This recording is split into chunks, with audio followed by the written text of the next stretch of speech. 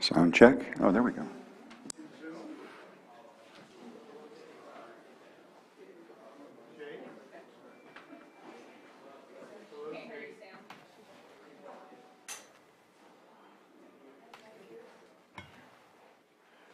Good morning, everyone. I just want to make sure that we are being heard in Zoom. Jake, can you hear us? Hi, Sam. Yes, I can hear you in Zoom. Loud and Okay. clear. All right. Okay, Chair, then I think we will be ready to go when you are. Thank you.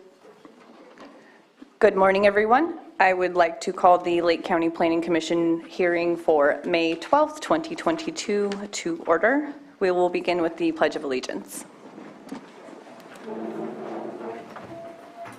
I pledge allegiance to the flag of the United States of America and to the republic for which it stands, one nation, under God, indivisible, with liberty and justice for all. Thank you. We will start with approval of the minutes from the April 28th, 2022 Planning Commission hearing. Madam Chair, I was not at the last meeting, but I have reviewed the minutes and am familiar with them. Thank you, Commissioner Hess. Looking for motion to approve or discuss the minutes from the April 28th meeting. Madam Chair, I move to approve the minutes of the meeting of April 28th, 2022. Second. Motion has been moved and seconded. All in favor? Aye. All opposed? Motion carries. Before we take up our 905 item, we will have citizens input. This is the opportunity for anyone wishing to speak about any item or any topic that is not an item on today's agenda.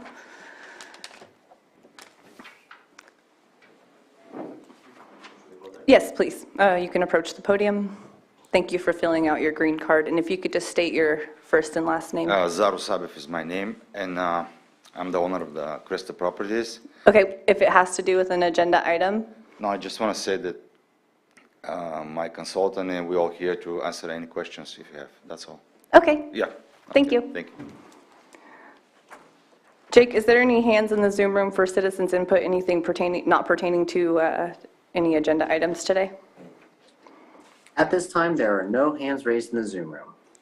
Thank you.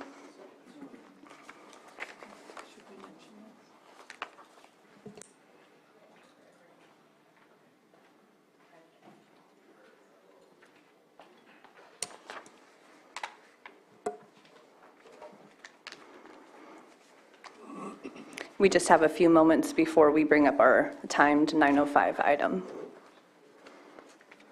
I'm showing a time of 9:03 currently.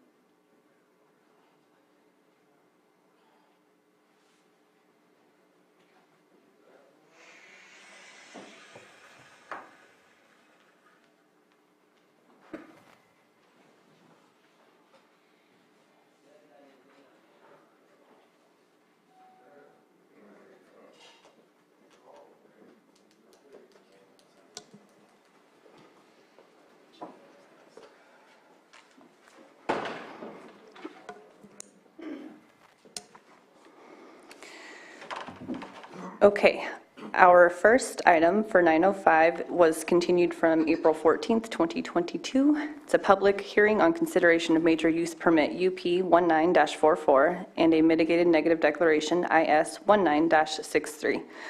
The applicant, Auto Canna LLC, is proposing 4 A-type 3 outdoor licenses, outdoor cultivation for adult use cannabis without the use of light deprivation and/or artificial lighting in the canopy area at any point in the time from 10,001 square feet to 1 acre, inclusive of total canopy size per license on one premise, and a type 13 distributor transport only self-transport distribution license, which is the transport of cannabis goods between entities licensed pursuant to California code. The project is located at 21258 Morgan Valley Road, Lower Lake, California, parcel number 012-069-57. And staff, it has been brought to our attention that there is a request for continuance to a date uncertain. Yes, I think my director wants to speak to that. This is Director Darby. Yes, I am requesting that this particular item be continued for staff to continue further analysis on this particular project. I think the staff report did not address some of the issues that we need to report, and I'm requesting a continuation until further notice. However, I'm sorry, Commissioner, we are prepared to make a presentation if the applicant is here or anyone else is interested in hearing this case. Thank you. Andrew, are you going to be presenting, or is that, we have her on Zoom, correct? May I just, Please. was the applicant made aware that that a continuance would be? No, I just recommended found out about it this morning. Oh, that's unfortunate. Okay. Go ahead, Andrew. You know, some of the confusion could be cleared up in the presentation. However, you know, I think a decision is not requested today. So it's up to you whether you would like us to present the project. How would you like us to proceed, Mary? If the staff believes that they can answer all the questions adequately, then we can move forward if it's a desire of the commissioners. It's my understanding, and correct me if I'm wrong, if the staff report isn't, conclusive, and if there are a couple of empty areas, I feel like we should probably review the full staff report and when it's Sure. all put together. Essentially, the scope of the project was scaled back, and the staff report did not reflect all of those changes. The Okay. presentation can cover those changes, but again, the staff report, as it was submitted, did not reflect those. So. Are there any legal issues?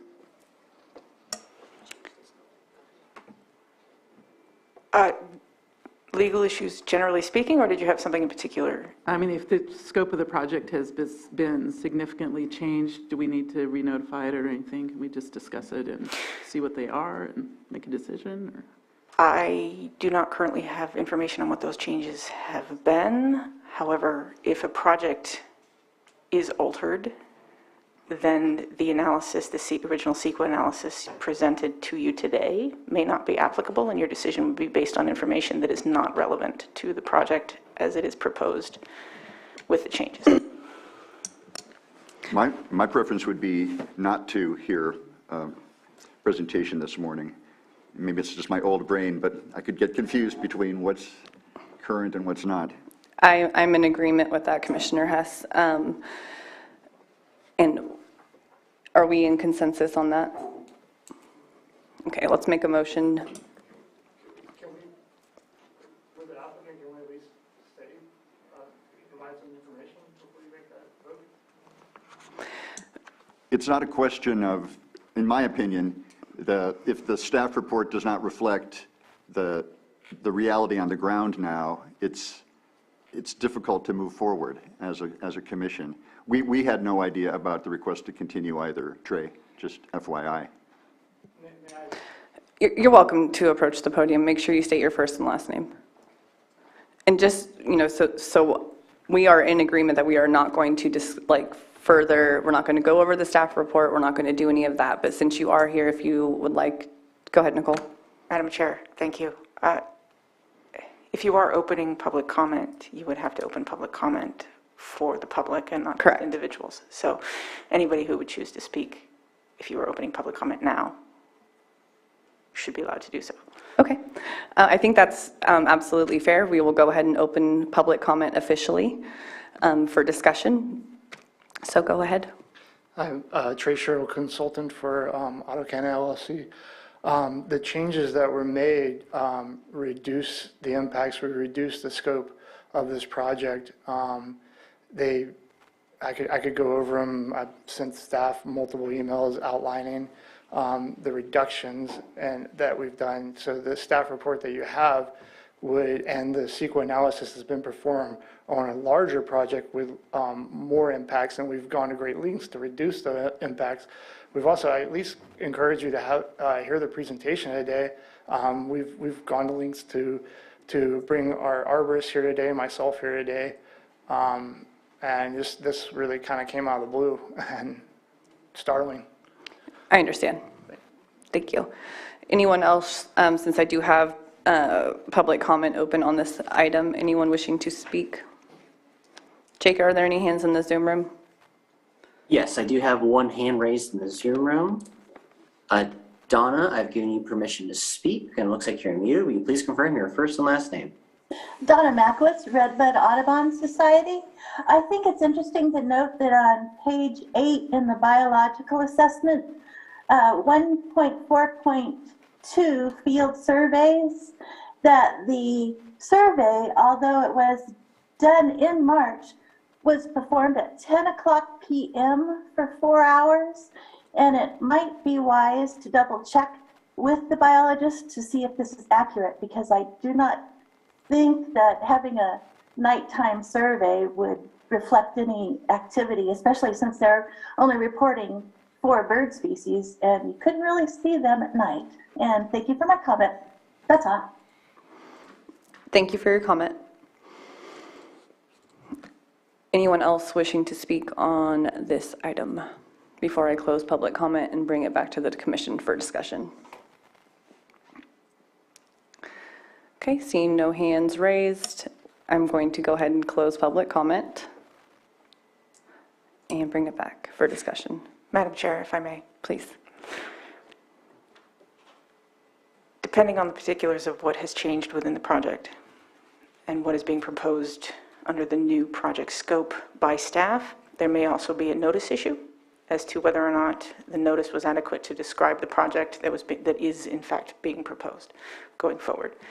Again, I haven't seen the particulars as to what has changed, so I would have to look at that and the notice to determine if that's the case here, but that would also be an issue. Thank you for clarifying. It Commissioner seems to Field? me, since everybody's here, we should at least listen to the project and then make a decision about whether to postpone a decision. Does that make sense? But if the information that's provided has changed, she was stating that the legal notice might not, it will be in, it's not accurate. That's my question. That was my original question. Yeah, that would be correct. If the project has changed significantly, then notice potentially would not be for the project you will be considering. It would have been for a different project. Commissioner, in this presentation, I understand that they are going to highlight what those changes are. Is that correct, Andrew? That is correct. It's up to the commission if you guys want to do the stuff, to actually go over the presentation. So you guys we need to make a decision if we're going to go through it now or if we're going to let it get cleaned up, straightened up, and then re-noticed and brought back to us. Madam Chair, we've covered the ground on AutoCAN a few times with a few continuations, and the original report is very familiar to me, but I'm also a process guy, and I am concerned about notice issues and fully informing the public with an adequate amount of time. I was prepared to support this project today. And I think it's unfortunate that we've hit this bump in the road, but we have. And my preference would be simply to continue it with apologies to the applicant and the experts that came along with them today. And quite possibly we could consider as far as a date uncertain, maybe give you guys an actual hearing date scheduled, something to consider. I think, let's see, it would be May 26th, the next PC hearing. We could continue to that. It's just a few modifications on the square footage. I mean, that's the whole. And then to give the legal notice and all of that. Yes, and well, you know, if we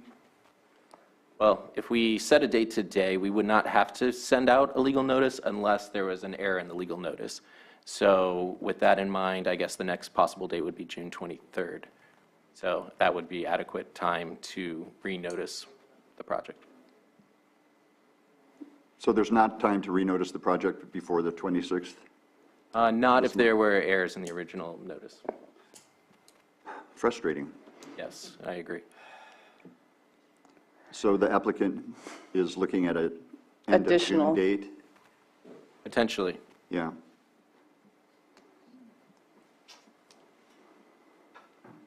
Just a personal item, but I will not be available on that day. I'm having surgery, so Okay. and this project seems to just kind of slip away from us.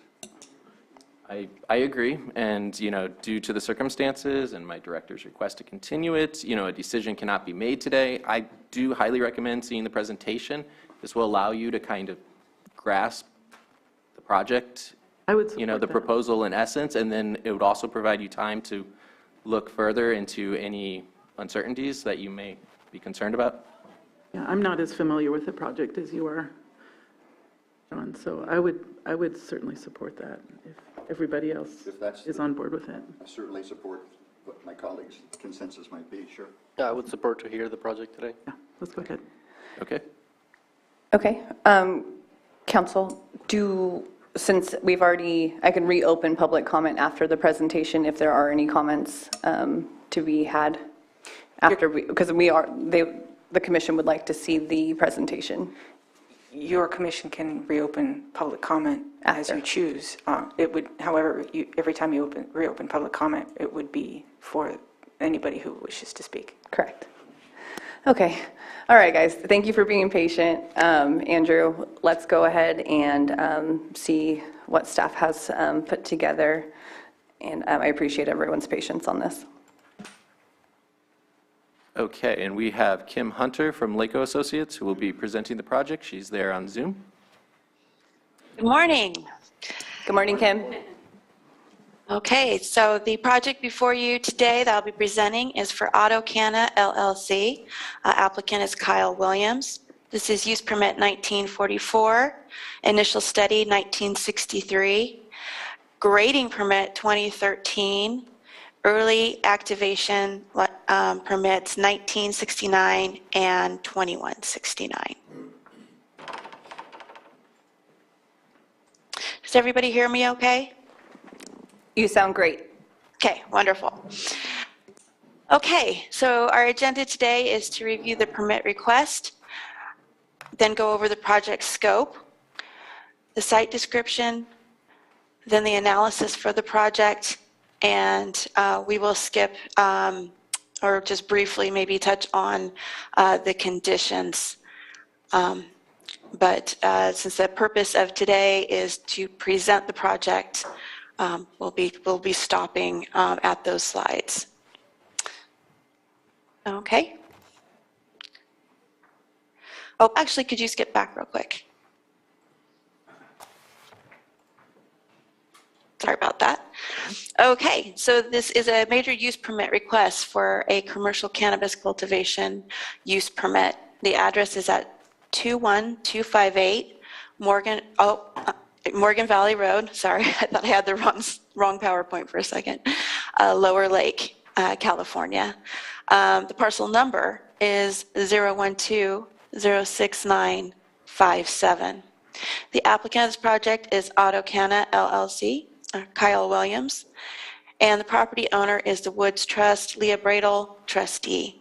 This application was submitted November 13th, 2019.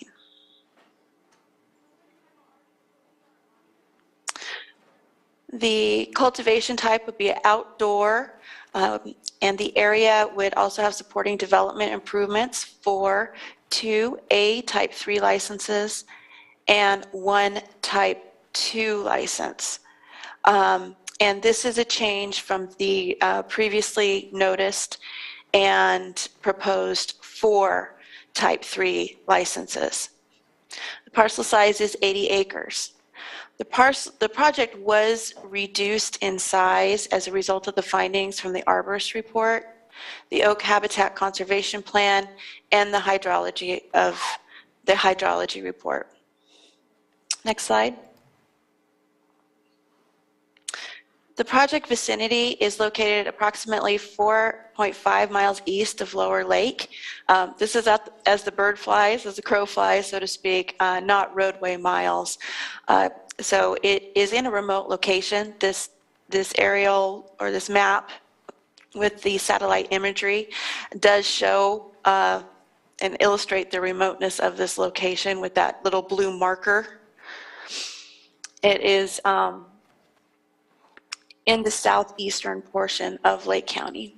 The site is accessed from Sky High Ridge Road, which is a private gated road, and that road is, and gate is right there at Morgan Valley Road. The property is addressed, however, off of Morgan Valley Road. It's about a 2.5 mile trip to reach the property on Sky High Ridge Road. The general plan designation is rural lands. The zoning is agricultural preserve, APZ. Parcels in the vicinity are also zoned APZ in addition to the rural lands, and you see a bit of open space parcels in the map there on the top right corner and down the bottom of the center. That's open space. But the project parcel is not located adjacent to any open space parcels. The site is in the Lower Lake Planning Area and is located within Supervisorial District 1. Next slide.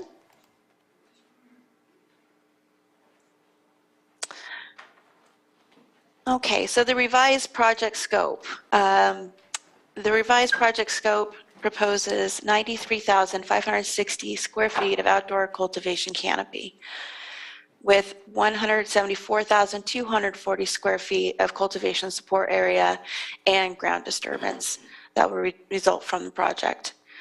The grading, the yardage of soil yardage of the grading has been greatly reduced to 1,000 cubic yards of material to be graded.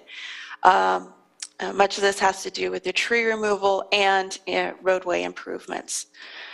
The applicant, of course, could provide more details on that, but that is the components of the grading permit, which is considered a complex grading permit. Proposed 5,000 square foot drying and processing metal building with a roof-mounted solar is proposed. 100 square foot security building and 100 square foot storage building for pesticides, fertilizers, and chemicals. Those 120 square foot buildings are both proposed to be wood structures.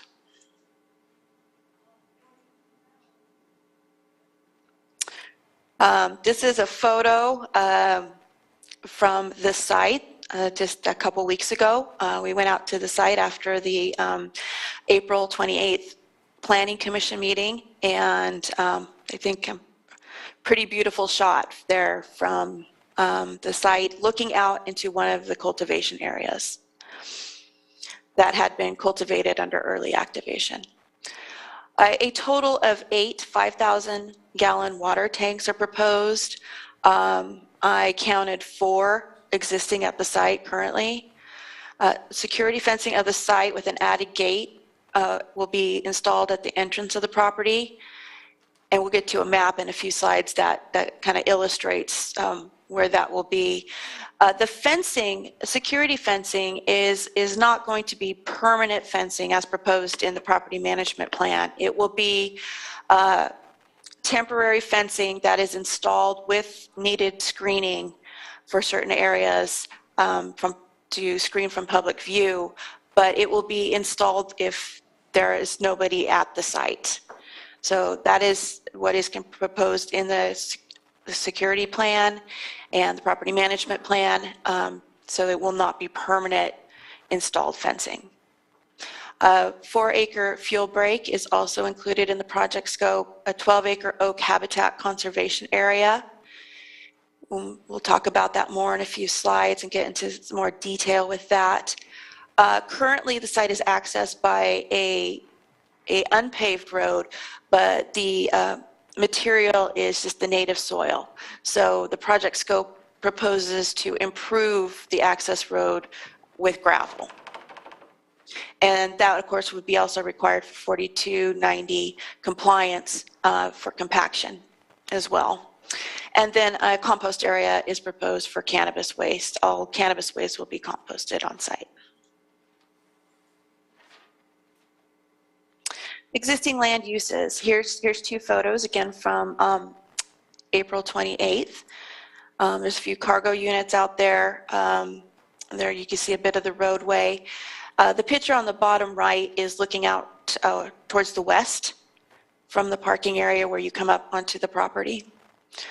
And in the picture on the lower right, you can see a solar panel there to the very right that has been installed. There's a groundwater well with the solar power pump. That's a picture. Backup generator. Septic system for residential uses. At one time, a residence was proposed on the property. It was not built, but a septic system was installed. The 4 5,000-gallon water storage tanks, I'm breaking that out from the total of 8 in this presentation. It's because 4 have been installed, but there is a total of 8 proposed. And then, of course, you see the access road is existing. Next slide. Okay, moving on to the oak tree removal and replacement plan. This is a picture illustrating both some trees. The site was those trees that are not in good shape, and they look either damaged and some look dead. The site was greatly affected by the 2015 Rocky Fire. And this is also a site of one of the proposed cultivation sites. You can see the T-posts and the fenced area.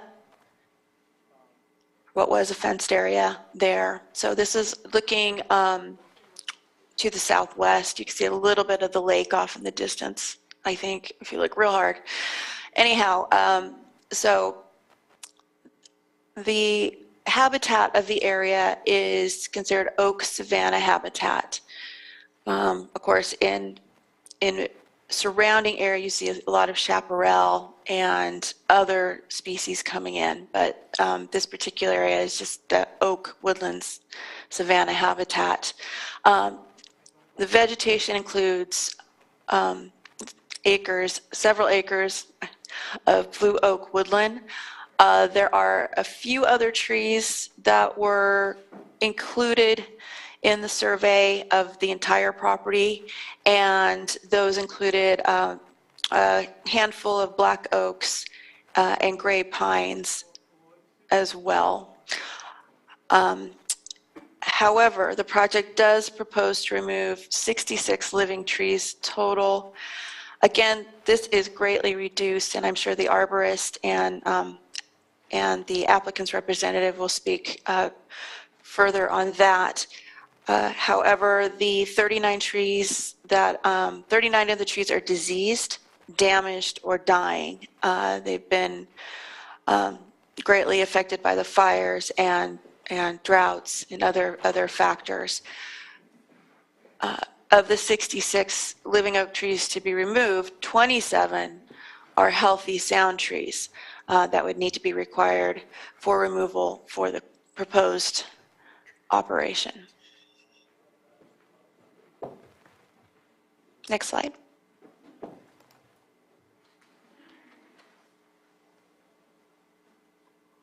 Okay, So this is a photo, again, taken on April 28th. It's looking, this is from the access road, the internal access road of the site. And it is a picture looking northeast within the grove, the Blue Oak Woodland area.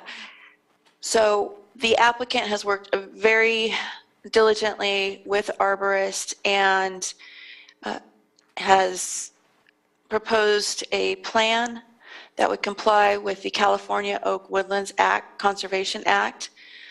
This proposes to establish a 12-acre oak habitat conservation area with a plan to protect 198 blue oaks every year for 3 years. Those would be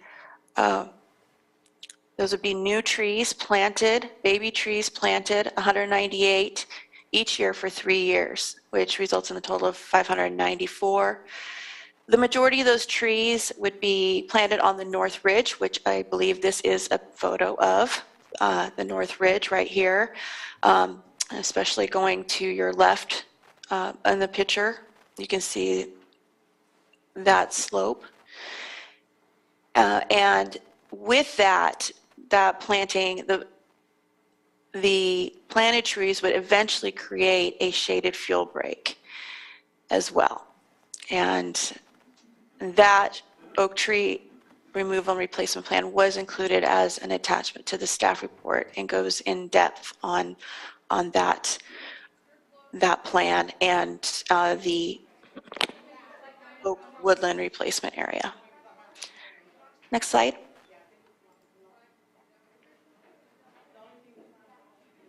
Okay, this is taken actually right from the plan itself and is a summary of, I thought, a very good summary to present as just an example of some of the effort that has gone forth into the replacement plan. AutoCana will collect and continue to collect hundreds of acorns from oak trees on the project property and will continue to sprout acorns as they collect, cultivate seedlings in 1-gallon nursery pots with potting soil for planting within the shaded fuel break.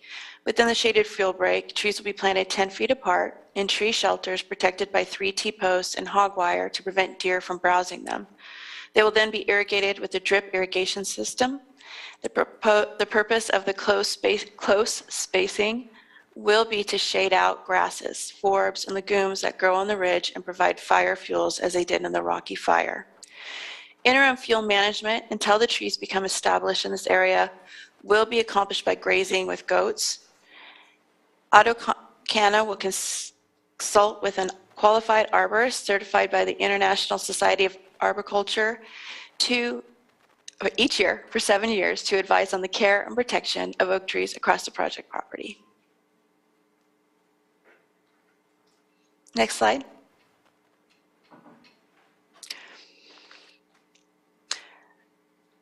Okay, so this is a terrain map, and there are areas of extreme slope on the property.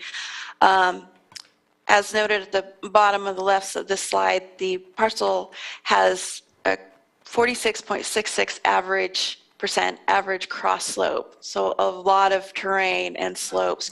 However, those white areas shown on the parcel, those are areas of 0 to 10% slope, and those are the areas identified for the cultivation areas.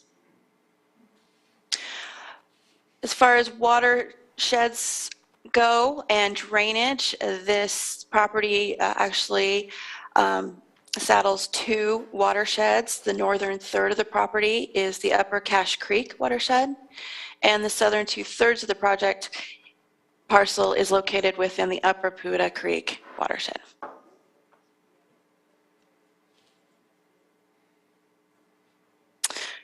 The regulations reviewed for compliance for this project were the Lake County General Plan, Lower Lake Area Plan, Lake County Zoning Ordinance, and state regulations.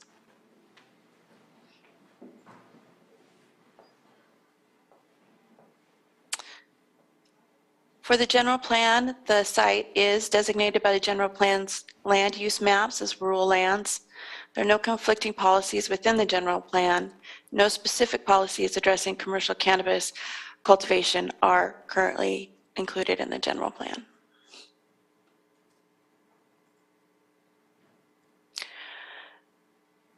For the Lower Lake Area Plan, the project remains consistent with the Lower Lake Area Plan. There's two policies called out here that demonstrate consistency. And that is policy 4.11, implementation of recommendations by the California Department of Forestry, and either the Lower Lake or South Lake County Fire Protection Districts shall be carefully considered when evaluating development projects in the Lower Lake planning area. And 2, 5.1A-1, the Lower Lake land use plan should recognize existing development patterns and logically provide for future development in the area. The project is consistent with the development currently in the area. Next slide.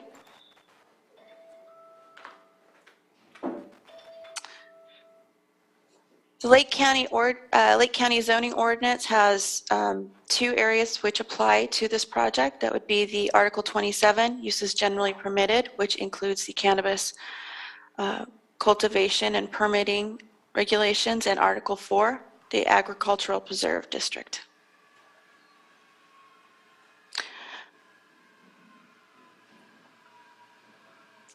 In addition, the project is consistent and in compliance with Urgency Ordinance 3106.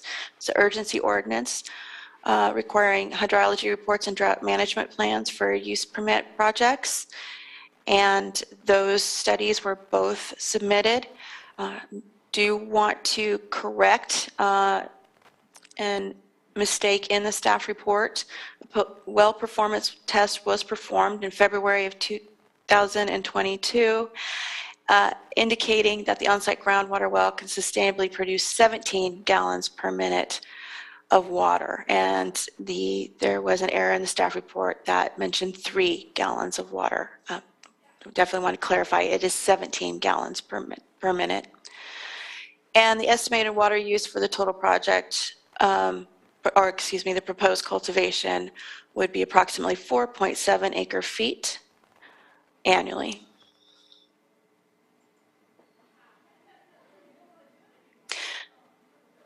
For AB 52 tribal consultation, a notice was sent out to local tribes in November of 2019.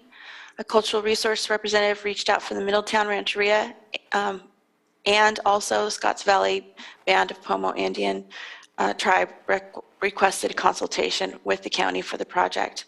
Consultation occurred January 21st, 2020 with the Scotts Valley Band of Pomo Indian tribe, and correspondence was received from the Middletown Rancheria. Additional mitigation measures were incorporated to the conditions of approval to ensure protection of cultural resources, and a separate cultural resources monitoring agreement was entered into between the Middletown Rancheria and the applicant in February of 2020.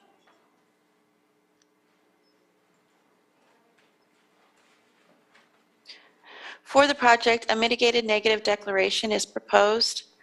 Identified impacts can be reduced to less than significant with the proposed mitigation incorporated.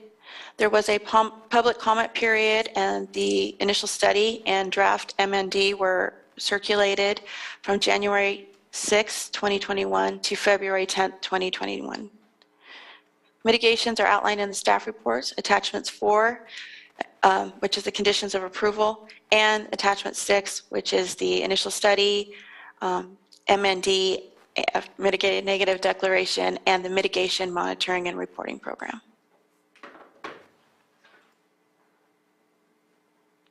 The CEQA initial study found that the project could cause potential impacts to the following resources: aesthetics, air quality, biological resources, cultural resources and tribal resources, geology and soils, hazard and hazardous materials, hydrology and water quality, and noise.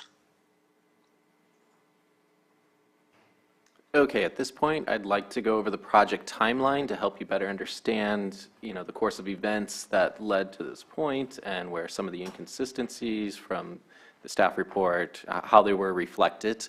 The original project proposal was for 158,800 square feet of outdoor canopy, and this would have involved a disturbance of 8 acres and included roughly 20,000 cubic yards of earthen material moved, which would have triggered a complex grading permit. On January 6 of 2021, the first mitigation agreement was signed by the applicant with planning staff at that time, and an initial study and mitigated negative declaration was published to the State Clearinghouse. On March 2nd, 2021, CDD staff tentatively scheduled the project to go to the April 22nd, 2021 Planning Commission hearing. On March 18th of 2021, conditions of approval were sent to the applicant for review, and on the same day, amended conditions were also sent out due to concerns about the tree removal. In that same month, March of 2021, the associate resource planner at that time informed the applicant that the oak protection and mitigation measures were insufficient for the originally proposed project. In that same month, the associate resource planner requested that a certified arborist study the area and create a report for the property that would include an oak habitat conservation and mitigation plan, an updated one that meets the requirements of the California Oak Woodlands Conservation Act. On May 25th, 2021, the arborist report was submitted to CDD, to the Community Development Department. And then on August 3rd of 2021, a site visit was requested by CDD staff and scheduled for August 11th. However, that site visit was canceled and was not rescheduled.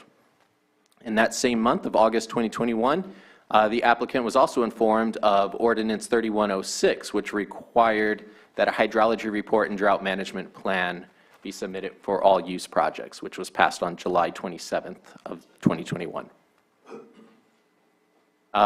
In September of 2021, during research for the hydrology report, the original well pump broke and needed to be replaced, which took several weeks. And eventually, in November of that year, 2021, a newly replaced well pump was provided adequate data for the hydrology report, but was interrupted by a malfunctioning flash memory chip in the well monitor, causing more delays, which was resolved in February of 2022. A lot of this, I believe, was due to supply chain issues going on at that time, which are still going on. But in February of 2022, the well pump was adequately repaired and completed, which allowed for the completion of the hydrology report and drought management plan, which was submitted on February 24th, 2022. And in light of this, and in consideration of the arborist report as well as an erosion report from the originally proposed project, the project was modified from 158,800 square feet of outdoor canopy. This was reduced to 93,560 square feet of outdoor canopy, which is the current proposal. 8 acres of disturbance was reduced to 4 acres of disturbance, and 20,000 cubic yards of earthen material that was originally proposed to be moved was reduced to 1,000 cubic yards of earthen material to be moved. In large part, as you saw in earlier slides, due to the nature of the terrain and the steep slopes, it was a compromise for developing this land between removing trees on the flat area or extensive grading on steeper areas. That's my understanding of the project. So multiple acres of tree removal was reduced to 86 oak trees to be removed, with 32 healthy oaks in the updated proposal, and these measures were further reduced to the current proposal, which includes 66 oak trees, 27 of which are healthy. The others are diseased and damaged from the fire. So most of the oak trees on the property were damaged, as stated, in the 2015 Rocky Fire, and according to the arborist report, oak trees on the premise are surviving but not thriving, and no regeneration is currently occurring due to fire damage. And just to clarify, the zoning ordinances and the language concerning tree removal in Article 27, Section 13, subsection 8T, listed as a prohibited activity for cannabis cultivation. Prohibited activities A is tree removal, and the language states that the removal of any commercial tree species as defined by the California Code of Regulations, Section 895.1, commercial species for coast forest districts and northern forest districts, and the removal of any true oak species or tan oak for the purpose of developing a cannabis cultivation site should be avoided and minimized. And that's where this tree removal creates such a gray area. This shall not include the pruning of any such tree species for the health of the tree or the removal of such tree if necessary for safety or disease concern. So I just wanted to highlight that for your consideration in your decision. In terms of cumulative impacts on our analysis, Kim had mentioned that the project location straddles 2 major watersheds within the county. On our analysis and our geospatial analysis, it shows up in the Middle Cache Creek watershed. Within this watershed, we have 9 approved projects, 2 denied projects, and 13 pending projects. 37.5 acres of canopy have been approved, which roughly a rough estimate for water use due to staff's modeling of cannabis water consumption would be about 62.33 acre feet per year. The proposed project is now currently under 3 acres of canopy area, and our projections show 3.57 acre feet per year, which is typically larger than the proposal. However, in this case, as mentioned earlier, the proposed project is proposing slightly more water use. So, well, not slightly, more water use. I think it was 4-point-something acre feet. So, and I believe we're going to stop here due to the concerns of staff and the potential continuation. So that concludes our presentation. Thank you. Excuse me. Thank you, Andrew and Kim, for taking the time to go over that. And you guys do a really good job with your presentations. So since we are not making any decisions, let's go ahead and Commissioner? yes. I'm sorry. Hi. This is Director Darby. Yes, I was just speaking with legal, and there may be possibility that we may be able to move forward with May 26th. So at this time, I'd like council to address that. Commissioners, if you wanted to continue the item to the next meeting that was suggested, I think it was May 26th. Between now and then, I can certainly review the notice and determine whether or not it was sufficient for to cover the project changes. If that's the case, then you could continue hearing the item on May 26th. If not, staff could inform you that they had renoticed for a further date out with the particulars for the project as it is re-proposed. Okay, and so we would hold any discussion until that date if we did that? You would, yes, if you continue to May 26th, you would hold any sort of deliberation and discussion until the 26th, and then on that date, we could let you know if notice was proper for that date, if the continuances from 4/14 and today were sufficient for the 26th, and if not, staff could have noticed for the appropriate date following that. Thank you. I'm ready to go ahead and move that we continue this to May 26th. Okay. I second. It's been moved and seconded. All in favor for continuation? Aye.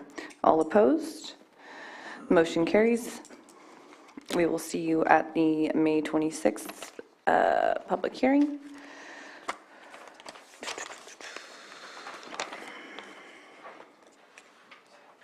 Okay. Moving on to our 9:10 timed item. This is continued from April 28th, 2022. It's a public hearing on consideration of major use permit UP 20-90 and a mitigated negative declaration IS 20-109. The applicant, Cresta Properties LLC Development, is proposing 3 A-type 1C specialty cottage licenses and 2 A-type 3B mixed light licenses for commercial cannabis cultivation. The total cannabis canopy area proposed is 41,500 square feet and 72,000 square feet of cultivation area. The project includes 24 35 by 100-foot greenhouses and 4 30 feet by 120 feet metal storage barns.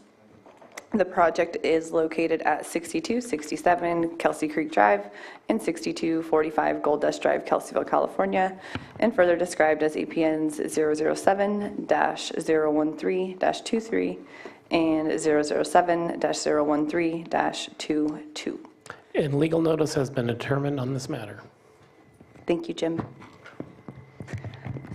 Staff, are we prepared for our presentation? We are. I believe so. Oh, good morning. I forgot that you're out there in the Zoom world. Hello. All right, Kim, the floor is yours.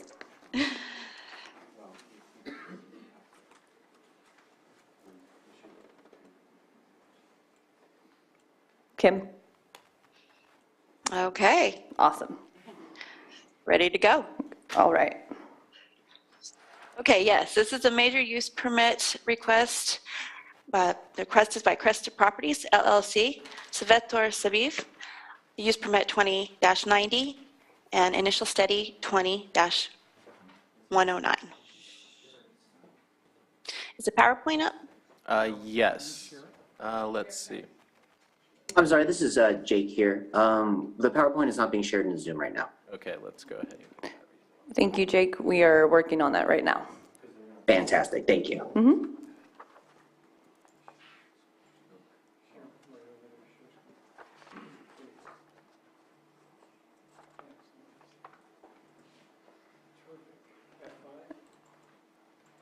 How are we looking now, Jake? I see the presentation, we're good to go. Excellent, thank you. Okay, so this is a commercial cannabis cultivation permit. The address of the site is, or addresses, excuse me, 6267 Kelsey Creek Drive and 6245 Gold Dust Drive in Kelseyville community area. Parcel numbers are 007-013-22 and 007-13-23, which is where the cultivation site would be located. The applicant and property owner is Cresta Properties LLC, Svetor Sabiv, and application was submitted December 9th, 2020.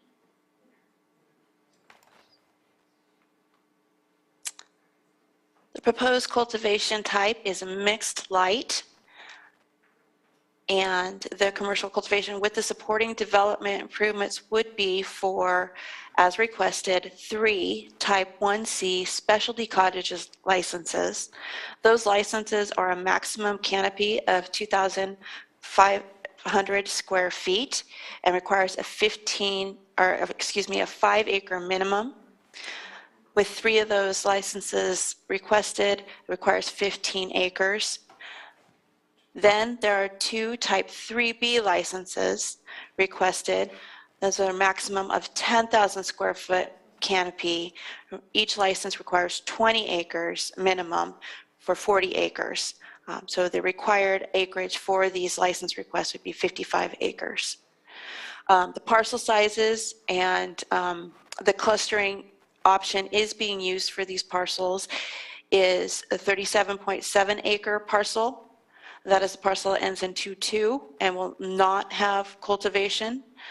And then parcel, that number that ends in 23, right there, you can see that in the site plan. That is 21 acres roughly, always give or take a little bit there, so you have the plus or minus, of course. Now, I do want to point out that this project has also been slightly revised, and we will touch on why that is so. So this is an older site plan. I wanted to keep it in to illustrate what the project originally proposed. You'll see a slight change in it in a few slides. But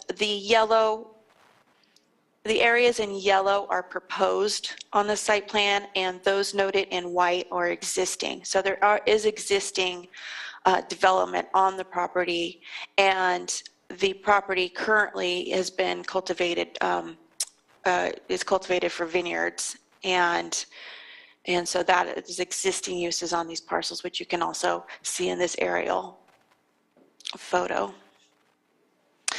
So the clustering total of the acreages results in 55.5, give or take, acres. I'm sorry, that was, yeah, that was correct. Okay, vicinity map. So here's an area map showing where the project site is. It's noted by the red star. It's approximately half a mile west of State Highway 29, again, as the crow flies, and approximately 1,200 feet from the Kelseyville community growth boundary. Next slide. Okay, here's a zoomed in map of the parcel area with the zoning overlay. The general plan designates the area as agriculture. And zoning is agriculture and scenic combining district. Parcels in the vicinity are zoned agriculture. You have a few ag preserve parcels in the darker green. In rural residential areas, suburban reserve is that more of a teal color, I guess you call that. And then as you get, you can see in the upper right-hand corner, the area getting closer to Kelseyville, you have the higher densities, residential densities, including up in the highest corner there on the right, you're going to have a little bit of mixed residential, or multifamily residential, excuse me. The site is within the Kelseyville planning area and is located within Supervisorial District 5.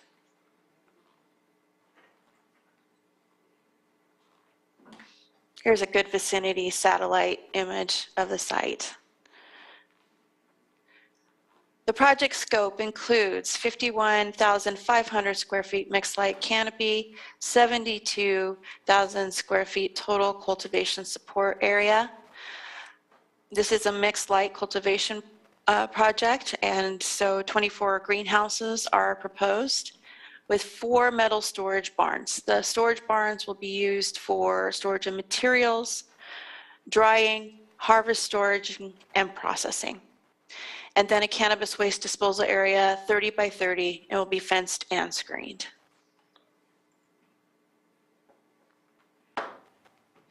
Here is a recent photo of the site,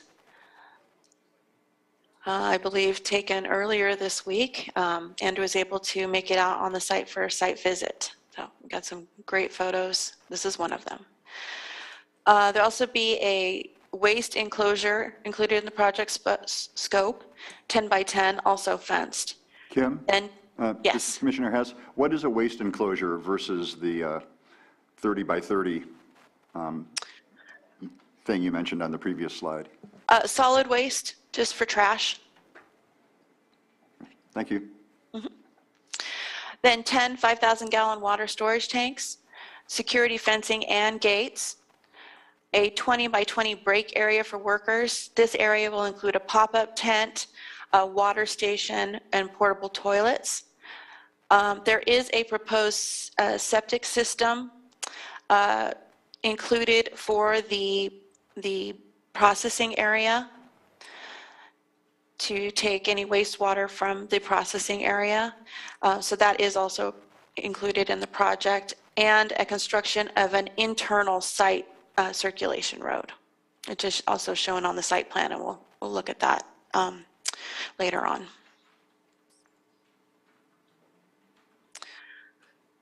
Okay, this figure, this shows the existing site. I thought it was a good illustration of showing that, you know, there is a area where there's an oak woodland, and there was an old hayfield there on the bottom right corner. The north and then the west, you have the vineyards, existing vineyards. So Moving on with the project scope, there will be 11 gravel parking spaces with ADA compliant paved parking space, a paved accessibility sidewalk to get to the buildings. Power will be provided by PG&E for the well and cultivation operation. All proposed development operations will occur entirely within the existing vineyard area located on the northern parcel there, the smaller parcel. And the site is compliant with with the state fire safety regulations, Public Resources Code 4290 and 4291. Existing land uses. There is an existing well and irrigation system. That existing well has been used for the vineyards in the past. It will also be used for the cannabis cultivation operation. There's also residential and accessory uses. There is a single-family residence and a cottage for agricultural workers located on the property, an existing barn, and other agricultural support facilities for vineyard uses. Those will remain and still be used for vineyard uses. And then there is an existing septic system at the site.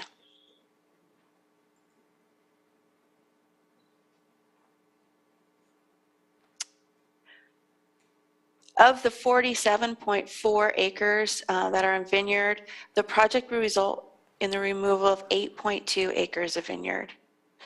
The site is located within the Kelsey Creek watershed, and vegetation, as shown on the previous slide and the figure on that previous slide, is 3.8 acres of blue oak woodland, 6.3 acres of non-native grassland, and then the 1.4 acres of development in addition to the vineyards. No wetlands or water bodies were observed in the study area during the biological assessment.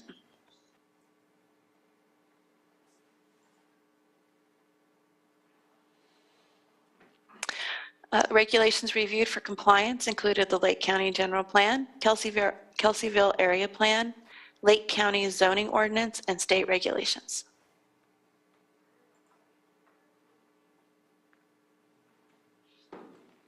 The Agricultural General Plan designation applies to this project. There are no conflicting policies with the general plan. Next slide. For the Kelseyville Area Plan, policies 3.3b,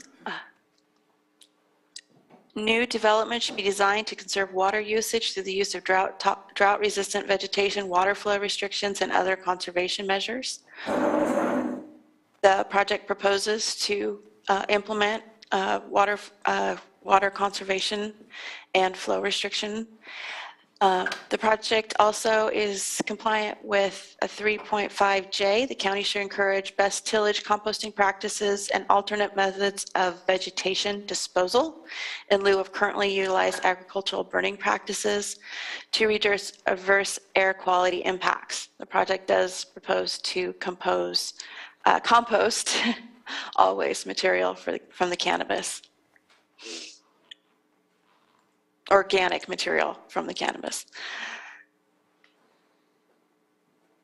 Also, you have objective 3.8 to protect important scenic resources, including view sheds from principal highways and roadways in the Kelseyville planning area.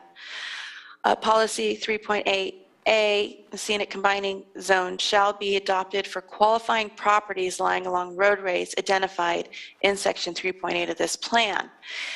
And that plan, the Kelseyville Community Area Plan, does designate Kelsey Creek Drive as a potential county scenic route.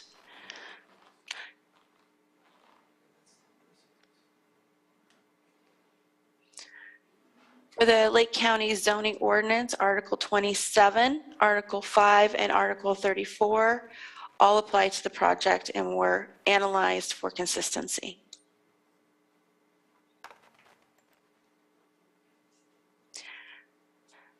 The project as proposed was not in compliance with the scenic combining district area, which we do, I believe, have a map of later on in the presentation, which Andrew will present. So there was a change in the project as mentioned, and that was to move the project roughly 250 feet west and outside of the scenic combining district area. And so the project has been relocated. It's more centrally located on the parcel now. The footprint remains the same. It was just shifted over. And again, this was to avoid the scenic combining district area that is associated with Kelsey Creek Drive. I have a question, Kim. Yes.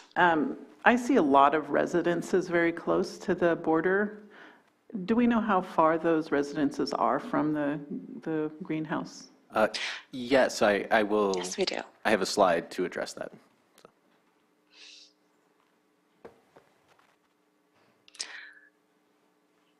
The project is in compliance with urgency ordinance number 3106.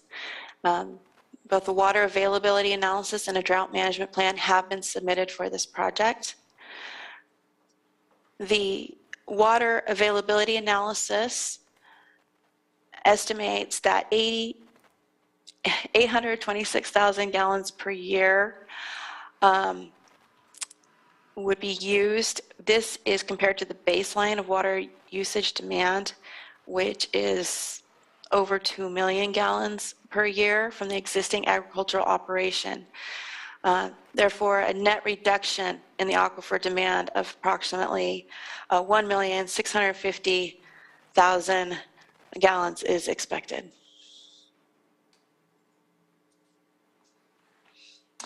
For the environmental determination, in accordance with the California Environmental Quality Act, CEQA, a mitigated negative declaration is proposed for this project.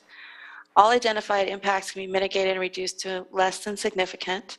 A public comment period, the required 30-day public comment period, occurred from February 4th to March 9th, 2022.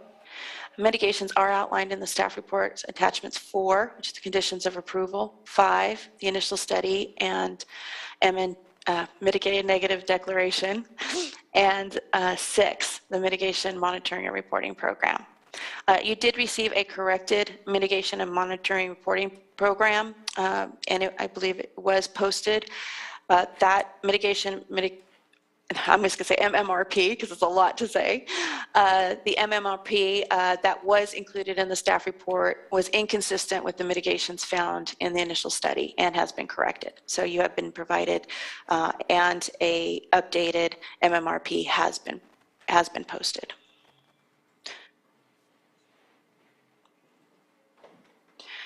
The CEQA initial study found that the project could cause potential impacts to resources, including aesthetics, air quality, biological resources, cultural resources, energy, hazards and hazardous materials, hydrology, water quality, noise, wildfire, and mandatory findings of significance.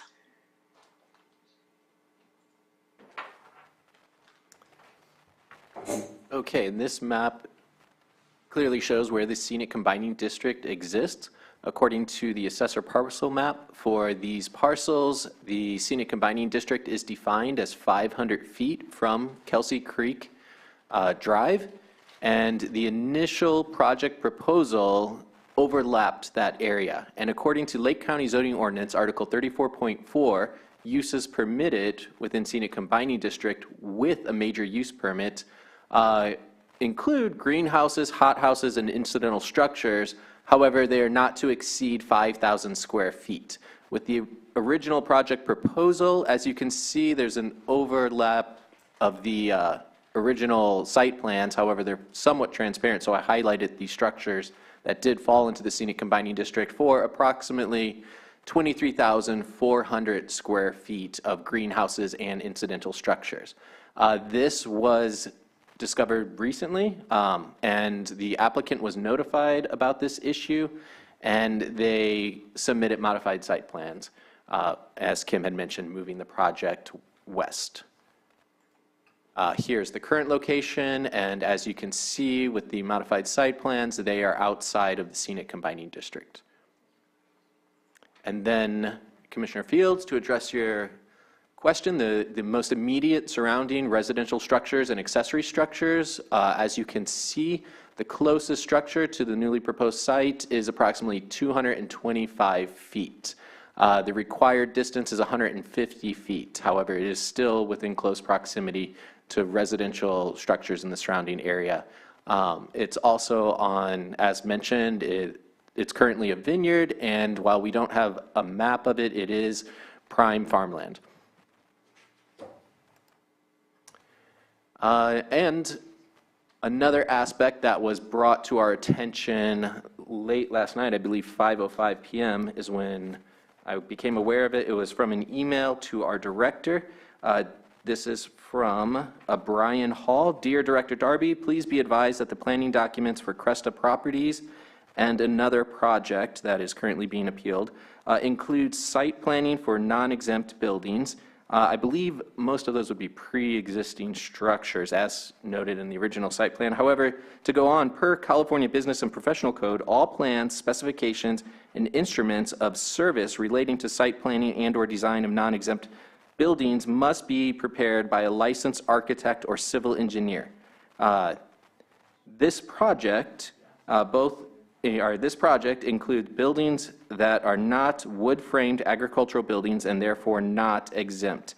I do not believe the applicant is trying to get any ag exempt from the structures, but it does bring up a good point that we will get into in the fact that our ordinance, Article 27, requires cannabis cultivation site plans, a site essentially be as described in Article 27, Section 13, subsection 8T. A site plan is a graphic representation of the project consisting of maps, site plans, or drawings prepared by a design professional, consistent with the requirements of the department pursuant to Article 55.5.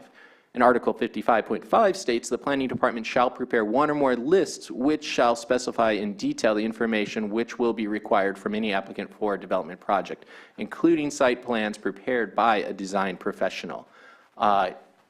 As far as our definition, in Article 68, definitions in our zoning ordinance, design professionals, as defined in the California Civil Code, Division 4, General Provisions, Part 6, Works of Improvement, Title I, Works of Improvement generally, Article 1, definition, which goes on to state, when you look up the Civil Code, design professional means a person licensed as an architect pursuant to Chapter 3 of Division 3 of the Business and Professional Code, licensed as a landscape architect pursuant to Chapter 7 of Division 3 of the Business and Professional Code, or licensed as a land surveyor pursuant to Chapter 15 of Division 3 of the Business and Professional Code. And I bring this up, we have had in the past several projects that have been presented.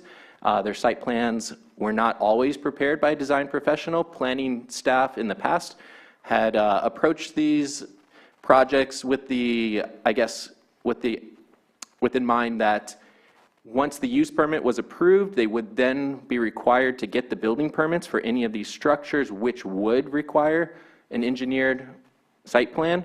However, technically speaking, as the zoning ordinance is written, it would be required to be prepared by a design professional, and the site plans submitted were not. So, for your consideration.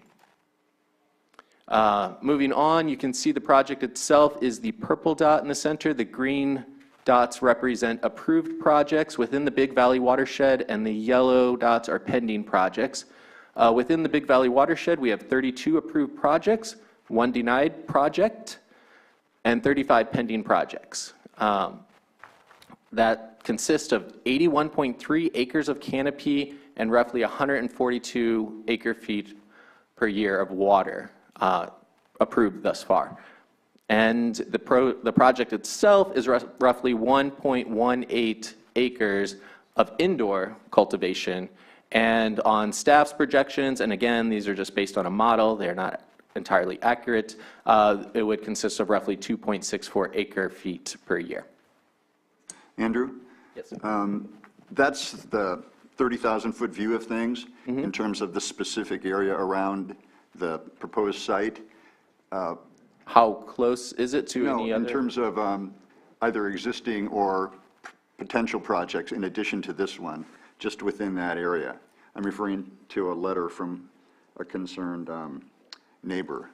Is there any Yes. way to evaluate the potential cumulative impacts just surrounding that neighborhood? Yes, and that I do not have these figures on me, but we can calculate the pending projects. In fact, throughout the county, especially in southern watersheds, which I don't want to get into because it's not related to this project, but there's significantly high amounts of cultivation area and water use. It exceeds what's been approved significantly with 143 pending projects, so. Yeah, I'm just thinking of Gold Dust, Old Dirt Road, White Way. No, well, if you can see here on the map, it's this purple dot here. And so the closest approved project would be over on the other side of Kelsey Creek. I believe that runs right across here.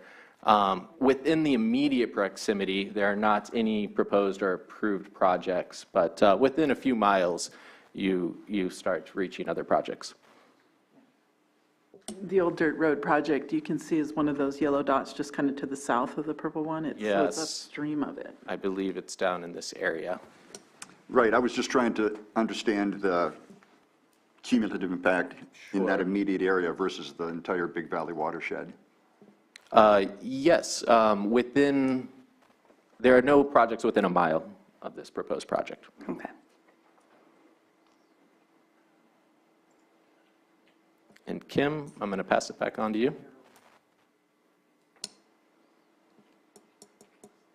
Okay, thank you, Andrew. So the recommendation slide, we've come to the recommendations. And that is to adopt a mitigated negative declaration. Initial study IS 20109 for the project with findings that the potential resource impacts that may result from the project can be mitigated to a less than significant levels with the proposed mitigation measures. And for the use permit, recommendation is to approve use permit 2090 with the proposed conditions of approval and with the findings found on pages 20 to 21 of the staff report. The project meets the requirements of the code and thus recommendation for approval. Thank you. Any questions or comments? Thank you for your presentation. Any questions or comments from the commission before we open it up for public comment? No? Commissioner Field, do you want to wait a little bit? Okay. Yeah? Okay, we will go ahead and open this up for public comment. This is the time that anyone wishing to speak on this item, you're welcome to approach the podium. And there are some little green sheets of paper, either before or after you finish your comment, if you could just fill those out and leave them. So if you'd like to speak, now is your time.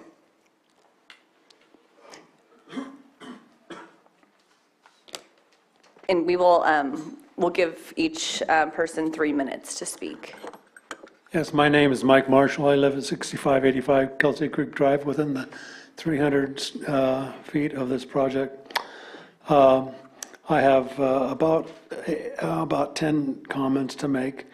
One of them is the if this project goes in here, the loss of property value to the residents living in the general area of this 300 square feet, which I've counted residents, approximately 11 residential homes. The property out there is zoned residential ag. The properties out there are generally listed as 5 acres plus each parcel. The question here is that if this project goes in, I'd have to put this in a disclosure of my property that I live next to a marijuana farm. The second point I was making is that this is a quiet residential agricultural property, small family farms and vineyards, not marijuana industrial area. It'll make the residents targets for home invasion by outsiders. Just take a look at Oakland, San Francisco area. Where do they go for marijuana? Where it grows. will or how will the smell of the harvest time be mitigated? The aquifers are only rated for residential purposes. All residents in the neighborhood have had to drill new wells or add storage tanks and pumps, which I just recently had to do last October, September, October. My well started pumping sand and air. We already have a home winery, which is just on the other side of my property, which is supposed to be, that's on a residential aquifer, which is one of the reasons why my neighbors had to, their wells had gone dry and had to go elsewhere and drill wells on their property. As such, this home winery has expanded simply because of the fact that, that's it. Goodbye. You're welcome to finish your, to kind of give us a conclusion. There's also children living in the neighborhood, right across the street and right next door. What is the level of security that's going to be placed there at this what do you call it, this marijuana farm? And I'll ask all three of you, would you want to live next door or have one of these farms placed next door to your house? Something to consider. Thank you. Thank you for your comment. And we also have a copy of your letter, Mr. Marshall, in our paperwork here, so thank you for that, yeah. Yes.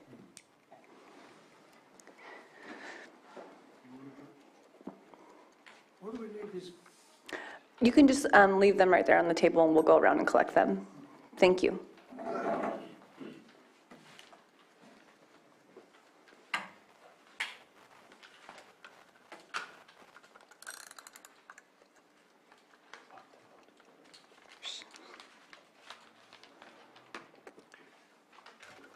My name is Mike Wiley, and I live on Kelsey Creek Drive at 6565 Kelsey Creek Drive, immediately adjacent to the project on the west side. And my concerns, of course, are water usage in the area, because I've had to cut back, like everybody, because of the drought, on any irrigation that I do on my property, and I've reduced my water usage by a tremendous amount. But in comparison to this project, it's insignificant. The size of this project is, and to me, is quite large, and indicating that his water use is going to be impact our aquafill to a great amount. And that's a huge concern for myself and other neighbors that share the same water source. Then, of course, the impact on my property values.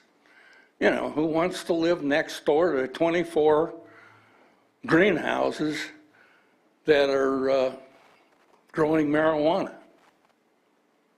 And so, in my opinion, the impact on my property value is going to be great negative. And the impact on the Kelseyville area, which is known for pears and walnuts and grapes, which are, you know, worldwide reputation of the pears in the grown in the area. Certainly this crop is a negative, in my opinion, to the overall reputation of the area. And so I believe that is a concern, especially given its proximity to the center of the Kelseyville community. and schools and the rest of it, residential. There's 3 brand-new houses right on Kelsey Creek, just off of 29, just being built right now, and they're residential properties, which will bring, you know, families with children and a different type of personalities that are going to be drawn by this kind of cultivation. So rather than belabor the problem, I'll finish up and say that I'm opposed to the project. Thank you for your comment.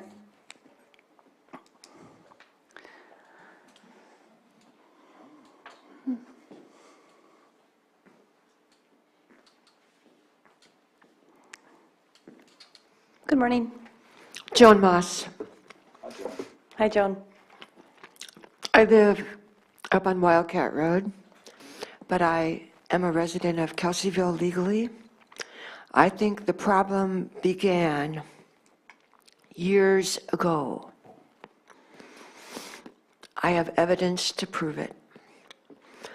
When wells were drilled, they were supposed to be drilled a certain amount of feet away from the road, etc. They were not. And the problem began with the vineyards. I don't think the Planning Commission was aware of the way vineyards could sap water. I think it's come to the point where you have to choose between people. Who gets the water? The people or the plants? And I would urge you to pay attention to the age and the wisdom of these men who've lived most of their lives in Kelseyville, and be aware that Bruno Sabatier tried to establish a moratorium on all ag and all cannabis. Of course, it didn't pass, but we're going to have to make tough decisions, and it's not going to be easy. Thank you. Thank you. Anyone else in chambers? Absolutely.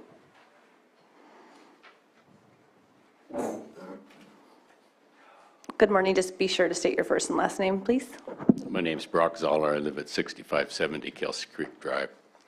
I can't add much to the other property owners talked about the reduction in values of their property by having this industrialization of the neighborhood going there. This is supposed to be an ag area, scenic zone, and it's not going to be anymore.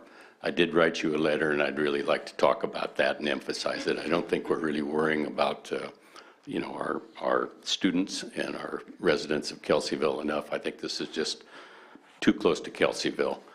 If you look at the prevailing winds that come from the coastal areas, they're going to be a bombardment really of whatever is produced really in this project into Kelseyville, totally, continually, forever. And so it's not a question of whether, it's a question of how much of these compounds are going there. And we really have no idea because the studies haven't been done, or if they have been done, they haven't been cited by the mitigation document. They also have made some mistakes of the distances. My understanding is when you talk about impacts, you're talking about property line to property line. It seems like every time you talked about these things, you've got the center of the greenhouses over to somebody's house or something like this, but really it's property line to property line for everything else that the county does. So if you look at those things, some of the properties are very close. Kelseyville High School, for example, property line to property line is 0.8 of a mile. Given the prevailing wind, just going to be continual bombardment of Kelseyville High School, really. All of the lower income people who live in the trailer parks and the multi-family zones there, they're going to be just living with whatever is produced there. So we need to show them a little more of our interest, really, and design these projects appropriately. There's a lot of land in Lake County that could be safely used for these types of projects. So anyway, thank you very much. Thank you for your comment. Mr. Zoller, your letter made another interesting point, I thought, not specific to this project, but the specter of abandoned greenhouses and abandoned projects and properties. And that's frankly something that hasn't been discussed too much here at the commission level. Thank you for making that point. Just look around the county. Go down to Camarillo and look where they used to grow flowers and look at the greenhouses down there. Just look around the greenhouses here, the ones that are not used anymore. They're not very pretty, are they? Also, I didn't talk about the wine grapes, but we are wine grape growers, and smoke taint caused lack of sales, really, of our wine grapes. And so the skins are impacted by cannabis. This is known already, really. And so if your buyer doesn't want it, they don't even have to tell you. They may decide, I'm not going to contract from that grower because he's that close to that huge grow. So it's an impact, really, to wine grapes. Thank you, Dr. Zoller. I'd like to point out, I just thought it was kind of interesting that Dr. Zoller is actually one of the authors on the study used in this presentation.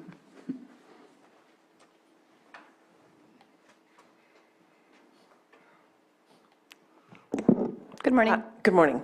Thank you for the opportunity to speak to you. I'm Sharon Zoller, and I live at 6570 Kelsey Creek Drive. I know this guy. Okay, so just a couple things. I don't want to repeat some of the good points that were made, but the Kelseyville address, as a gentleman already said, is close to, and I count, 11 properties, so 11 residential properties. So I think that the counting of the feet may be in error. The other thing is moving the greenhouses 250 feet to accommodate the scenic area. You still have 24 greenhouses and 10 water storages there on the property. One other thing that was noted in Article 7 on page 9 of the staff report, that it's a designated ag area. Just to remind everybody that cannabis is not a recognized ag crop by the state of California or by the federal government. Also, too, you received a lot of comment in the 1 month comment time, concerns, objections to this project. My recommendation would be to vote no on this project. Thank you. Thank you for your comment. Before I come back to you, Joan, we're going to see if anybody else would like to speak in chambers. Feel free. And Jake, I haven't forgot about you in the Zoom room. I'll come to you as soon as I can. Perfect. We do have a hand raised here in the Zoom room. Thank you. Not a problem. Good morning. Good morning. My name is Stephen Liu. I'm the consultant for the petitioner before you today. I'd like to submit some letters from neighbors, some of the residents nearby in support of this project. So I don't know if I can submit the... Sure. You can have one of the staff members distribute them. Thank you, Andrew.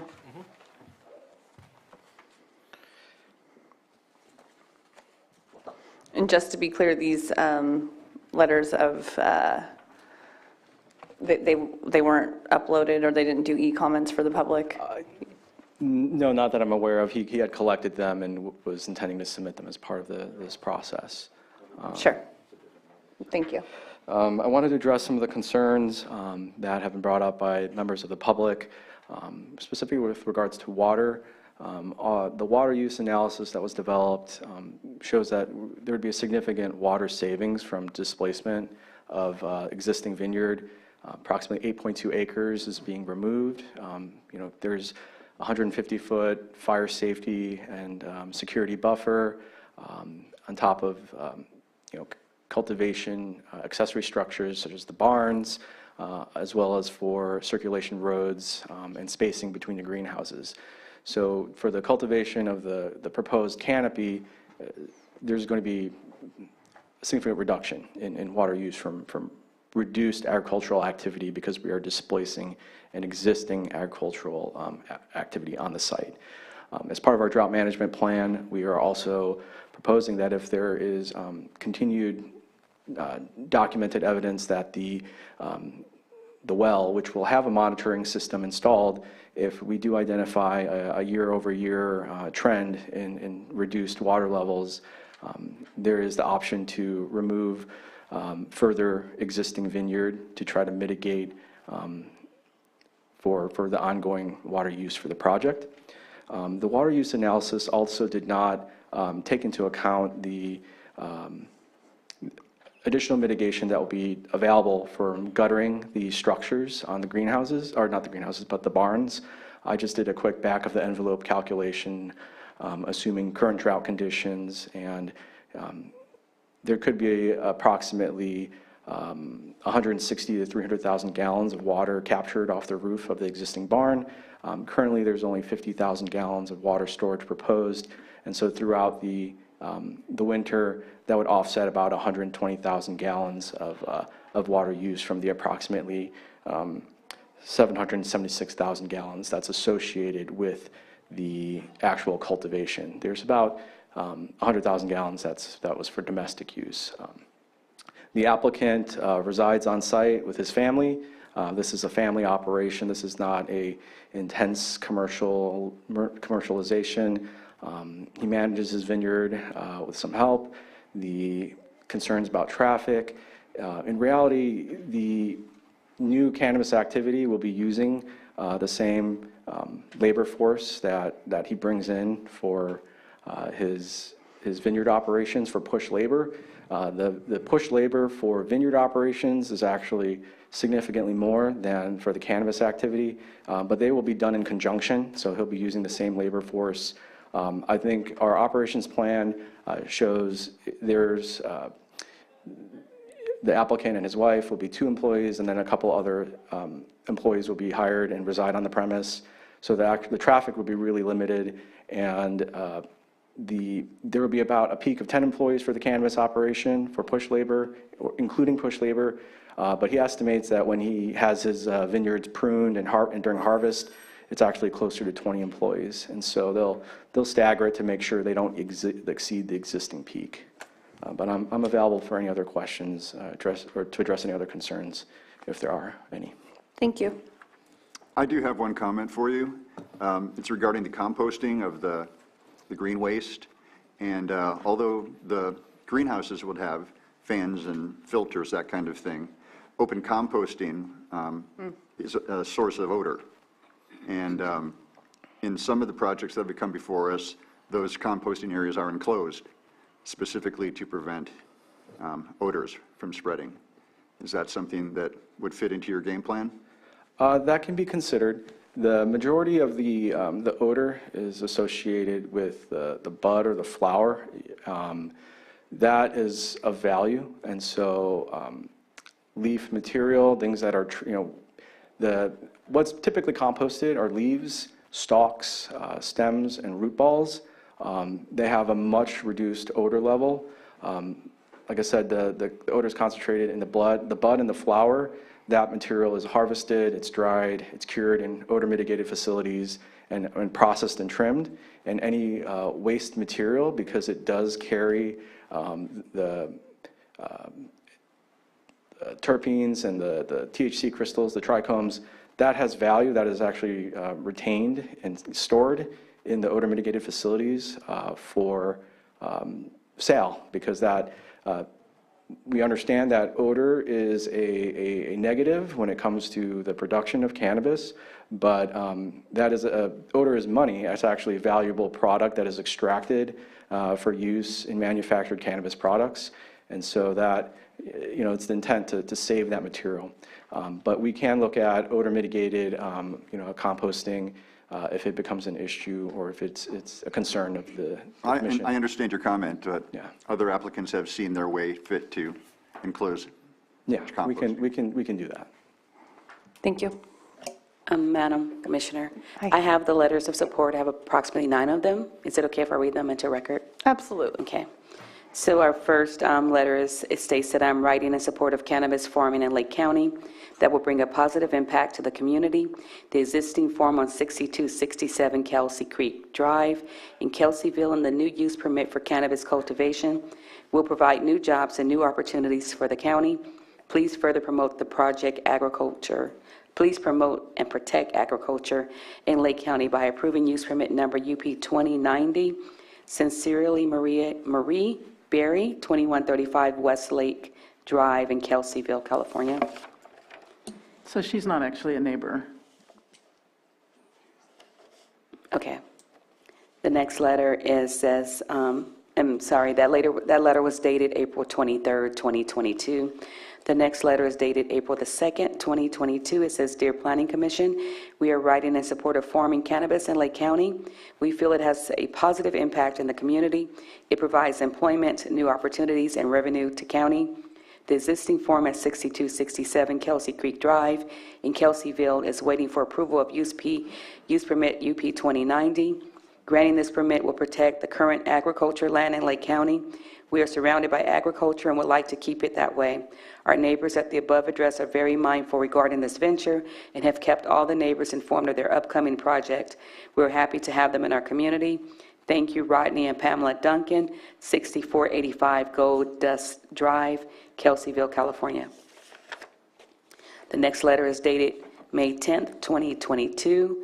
Dear Lake County Planning Commission, this letter is to express my outright support for project UP 2090, located at 6267 Kelsey Creek Drive, Kelseyville, California. I personally have known Mr. Sabave, if I pronounced that incorrectly, I apologize, and his family for more than 10 years. He is a very savvy businessman who has an utmost respect for his neighbors and community and the environment. Sabave family are going to be a welcome asset to our county. Please further promote and protect the agriculture in Lake County and approve use permit UP 2090. Respectfully, Michael Dunnigan, 8959 Wright Way, WIGHT Way, Kelseyville, California. Next letter is dated April the 6th, 2022. Dear Planning Commission, we are writing in support of farming cannabis in Lake County that will bring a positive impact to the community. The existing farm on 6267 Kelsey Creek Drive in Kelseyville and the new use permit for cannabis will provide new jobs and new opportunities for the county. Please further promote and protect agriculture in Lake County and approve use permit number UP 2090. Thank you. And this is from Catherine Pracher, 6325 Kelsey Creek Drive, Kelseyville, California. Next letter dated April the 12th, 2022. Dear Planning Commission, I'm writing you to tell you what wonderful neighbors I have. This family has come and invested in opening a business which brings taxes and investment into their community. They have improved Kelsey Creek. I believe they will be operating in the best interest of our community. Please allow their permit at 6267 Kelsey Creek Drive with permit number UP 2090. This is from Denise Nieto, Nieto, 6430 Kelsey Creek Drive in Kelseyville, California. The next letter is dated April the 13th, 2022. It states, Dear Planning Commission, we are writing in support of farming cannabis in Lake County that will bring a positive impact to the community. The existing farm on 6267 Kelsey Creek Drive in Kelseyville and the new use permit for cannabis will provide new jobs and new opportunities for the county. Please further promote and protect agriculture in Lake County and approve use permit number UP 2090. And there are 4 signatures on this particular letter, and I cannot decipher the names. The next letter, excuse me, is dated April 13th, 2022. Dear Planning Commission, we are writing in support of farming cannabis in Lake County that will bring a positive impact to the community. The existing farm on 6267 Kelsey Creek Drive in Kelseyville and a new use permit for cannabis will provide new jobs and new opportunities for the county. Please further promote and protect agriculture in Lake County and approve use permit number UP 2090. Thank you, Jack Morris. Letter dated April the 18th, 2022, to the Planning Commission of County of Lake regarding Cresta Properties LLC permit UP 2090 located at 6267 Kelsey Creek Drive, and 6245 Gold Dust Drive in Kelseyville. We are hereby expressing our support for the aforementioned proposing farming cannabis operation, which we feel will help provide jobs and revenue to the county. We believe the owners are doing their due diligence to meet the regulation and should be granted a permit to proceed. The county should be rewarding legal farming operations that meet their environmental and legal requirements. And this is provided by Abigail Leutholt, Leutholdt, and Arnold, Arnaud Hubbard, located at 6605 Kelsey Creek Drive, Kelseyville. And the last letter is dated March 30th, 2022. It states, Dear Planning Commission, I am writing in support of farming and to support future farm projects in Lake County that will bring a positive impact to the community. The existing farm on 6267 Kelsey Creek Drive and the new use permit will provide new jobs and new opportunities for the county. Please further promote and protect agriculture here in Lake County and approve use permit number UP 2090. Thank you, Tyler Mitchell, Kelseyville, District 5. Thank you. Thank you, Director Darby. Jake, is there any more, or is there any hands in the Zoom room before we take a repeated person who wishes to speak? Yes, I do have some hands raised in the Zoom room. Okay. The first hand I have is from Richard. Richard, I've given you permission to speak. It looks like you are unmuted. Will you please confirm your first and last name? Yes, my name is Richard Durham, local realtor, cannabis consultant, and cannabis cultivator. Move that you approve this project due to the fact that it is quite visionary. Things have changed in the industry in the past year. The full-term outdoor grow has diminished in price, and it becomes a unscalable project because of the amount of people it takes to harvest in the fall. Your employees aren't employed all year. This project, on the other hand, there will be several harvests during the year, which will mitigate the odor issue that we brought up. The employees will be able to work 12 months out of the year, and the product is more valuable. It should be a model for all future gardens in Lake County. Sustainable, and it is scalable. So it looks well thought out, and I suggest that other applicants do due diligence like this. So I'm in favor of having this project go through. Thank you very much. Thank you. Okay, the next hand I have up is from Jennifer. Jennifer, I'm giving you permission to speak. It looks like you're unmuted. Will you please confirm your first and last name? My name is Jennifer Smith. Great, thank you. Good morning, Commission. I definitely want to acknowledge the letters of opposition, and that people that aren't familiar with current cannabis in its legal and business state that it is today have a lot of fears, and those fears are founded based upon when it was a 100% illicit activity. But what we really need to worry about are the illegal farms, those that are having water trucked in illegally, those that are polluting our water sources, diverting water, mistreating employees, living in substandard employee housing. And this project is none of those things. This is a first-class greenhouse operation. It is in an ag zone where there is lots of water. And the reason it's in greenhouses is because it is in prime ag zone, farm protection zone. Greenhouses save 20 to 30% of the water usage that would normally be seen from an outdoor crop. This is the direction that the industry and that agriculture needs to go if we're going to use the drought argument. So this is aligned with where we want to go in the county. The odors that everybody is concerned about will be mitigated by the greenhouses, and that's why this zoning it mandates greenhouses. So this project comes to you through many hoops that have been created by the county to protect the neighbors or to protect the land.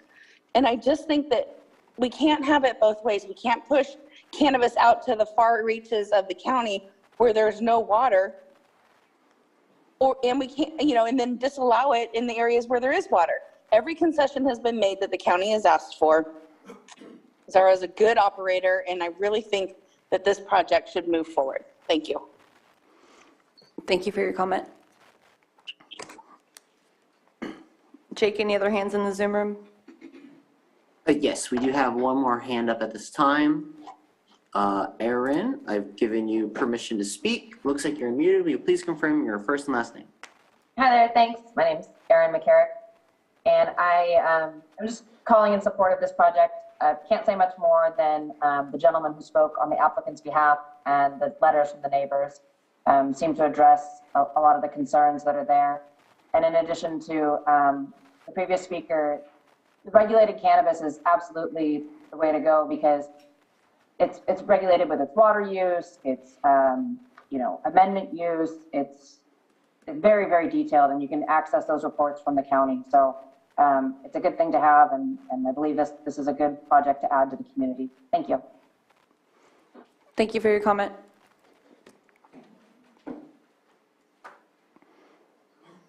Jake, no other hands in the Zoom room at this time? That's correct. There are no no hands raised in the Zoom room at this time. Okay. And before I close public comment, I will give you the opportunity to speak again. Thank you. I'm still Joan Moss, and I wanted to say that you'll see me again. I want to state honestly that I have a personal interest in this, because there's a cannabis plantation moving in above me.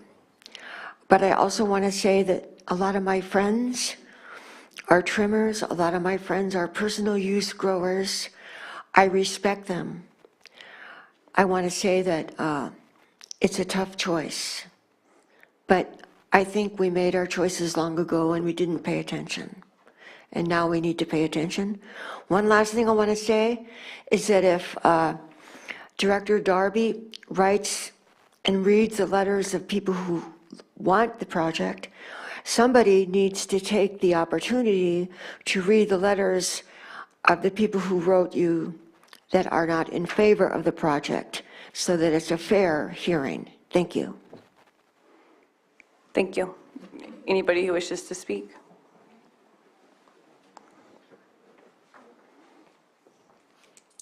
Madam Chair, I do have an additional hand raised in the Zoom room as well. Thank you, Jake. I'm going to handle the gentleman at the podium, and then I'll bring it back to you. Thank you. Go ahead. My name is Michael Donegan. I just want to address one of the major issues that are coming up almost every time. That is the odor. I live next to a gentleman who has a cattle, probably about 200 or 300 of them, and I can smell that almost 24/7, 12. But that's what it is. We are kind of agricultural county, not kind of, but agricultural county, and there's a lot of industries, a lot of type of businesses that will produce odor. So we cannot go, okay, let them grow the cows or have that business or domesticated animals, and no, we are going to shut up this project because it will produce odor. The other thing is the cannabis business changed in the last probably 5 to 10 years, almost. There's no more strains that produce that skunk smell. Consumers of cannabis don't like that anymore. They move into different type of flavors, which are more like flowers, fruit, and anything else.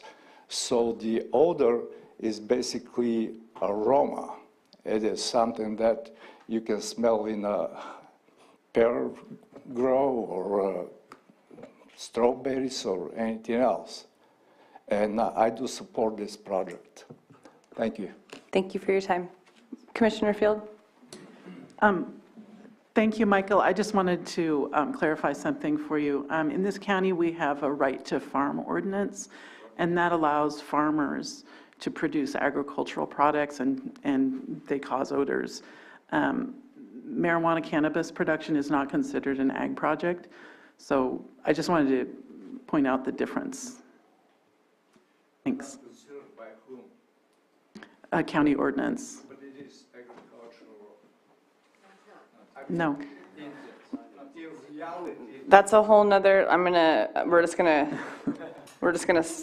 draw the line right there in the sand. I appreciate your clarification and your concern. I did see a hand raised. Madam Chair? Please. I'd like to correct, I don't want the public to have a misimpression. The pro and con letters we do see. They're part of our staff report in the packet, and I want to assure, well, they're part of the public record, and Director Darby was simply making those other letters part of the public record. Thank you, Joan. Yeah, those letters are available online if you'd like to read them. The letters that Mary Darby read were not, so thank you. Moving forward, did you want to speak? Okay. I will let you approach the podium. Zaru Sabif. I just want to say thank you for all the supporters, and I just also want to say to my neighbors, which I don't want you to feel bad, you'll see I'm a fair guy. I'll try to address everything that makes you unhappy and try to, to work with you in the future. And so not everybody be happy, but at least to be less, unhappy. I'll do that. Thank you. Thank you. Jake, I'll bring it back to you for that hand in the Zoom room before I close public comment. At this time, that hand has low. Oh, it is back up. All right, here we go. Jennifer, I've given you permission to speak. Thank you. Again. One thing I just wanted to bring up about is that we keep talking about what an agricultural county, Lake County is, and we're known for our pears and known for our wine grapes, yet we've had a huge decline in that production in the last 10 years. And that's jobs, and that's money for our local economy. And we need to replace that. And cannabis is an option to increasing the economic viability of our community, and it needs to be considered as such. Thank you. Thank you. I don't see any other hands in chambers. Jake, no other hands in the Zoom room before I close public comment and bring it back to the commission? Correct. There are no more hands raised in the Zoom room. Thank you. I will go ahead and close public comment and bring it back to the commission for discussion. I have some questions if I can Absolutely. begin. First of all, this is prime farmland. The neighbors are producing some of the best wines in the world here. And without knowing the effects of terpenes on neighboring grapes, I just don't think this is a good place to be growing cannabis. But I have some questions. Specifically, I'm not seeing a hydrological study here. I'm seeing a well test that was done in 2020, and it's a little unclear. It shows 1,000 gallons per minute. Is that correct? And that was sustained for 6 hours. It only has it on the first line, so I'm guessing that's just the initial. At 10 o'clock, it was 1,000 gallons per minute, but then it has no numbers below that, but the water level drops significantly. I'm wondering if you can clarify that. That's the only well data I'm seeing. The other thing is a well completion report that's from 23 years ago. Staff or the applicant? Yeah. Anyone to chime in on that, please? Yeah. I think Kim can address this. Kim? Yes, that is what was received from the applicant. And that was all that was received, and maybe the applicant or the representative could speak to that, but that is what we had on file.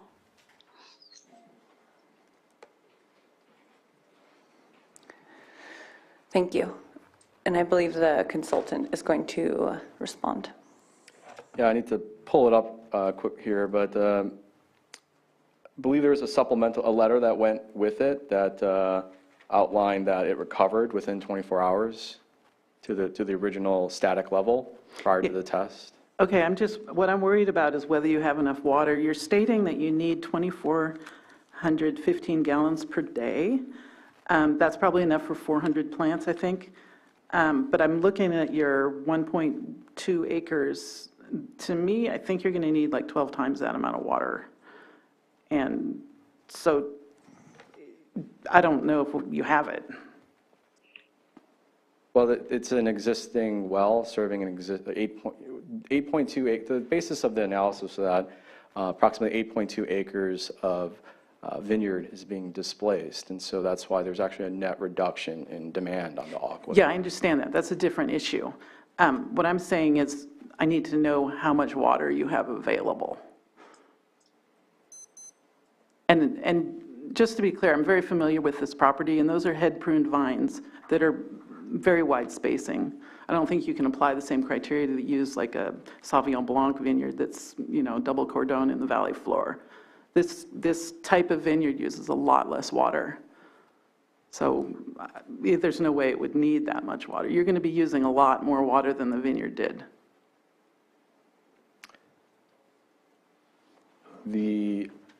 So you're looking for the yield was, we're not using the watering doesn't occur every day.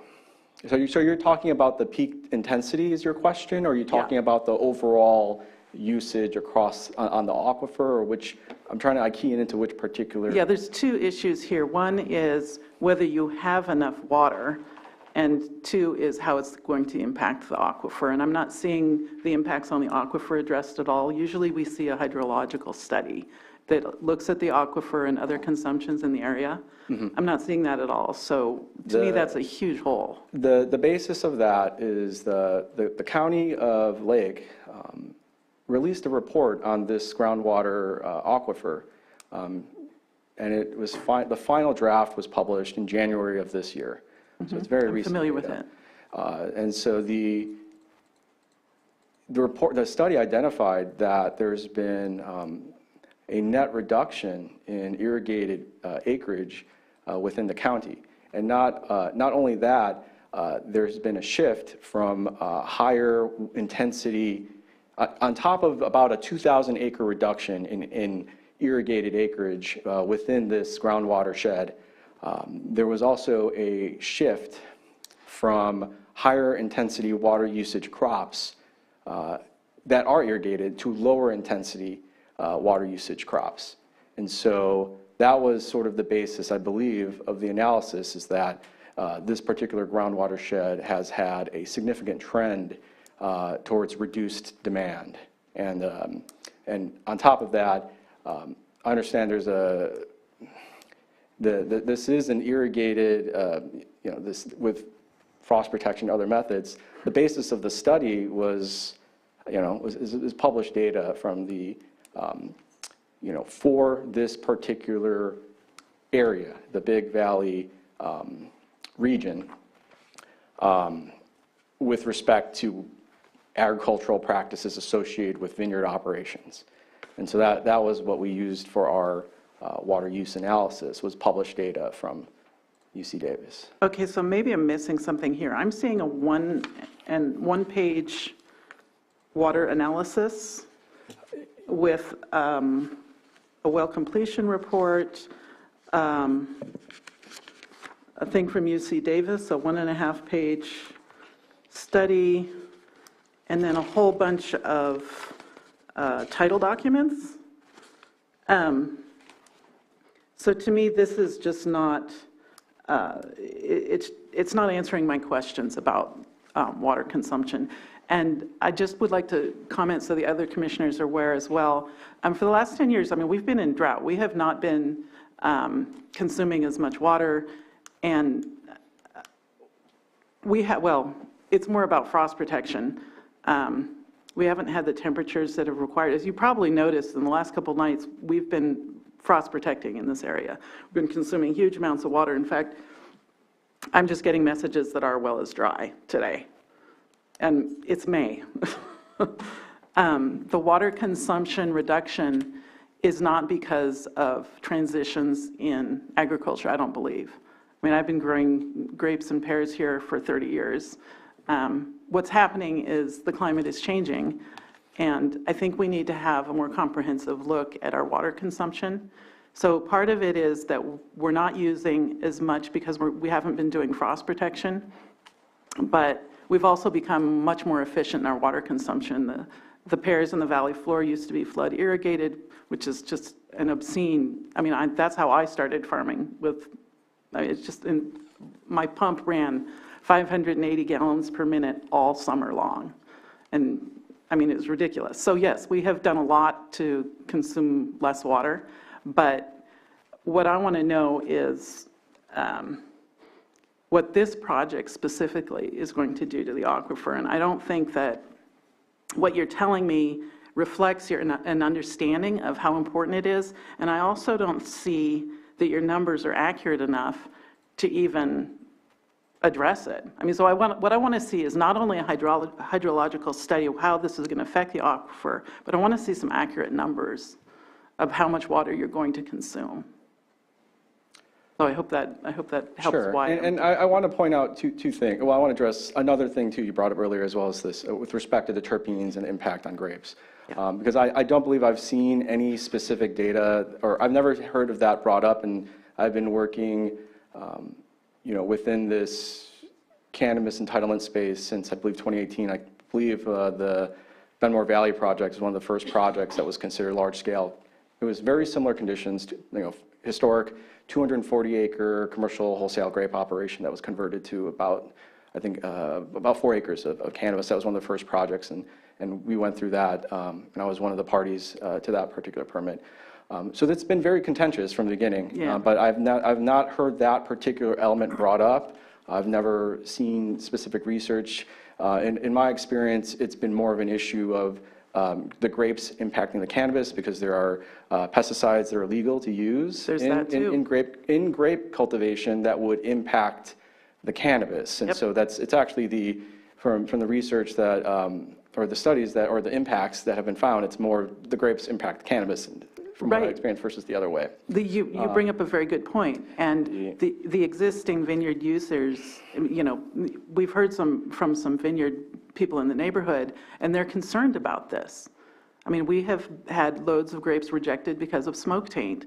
And I'm not a chemist, but what I'm hearing is that these terpenes are similar. The volatile organic compounds that come off of the cannabis are affecting the grapes, or they will affect the grapes. Yeah, we don't have a lot of studies yet, but the existing vineyard owners are very concerned about it, and I have to hear that.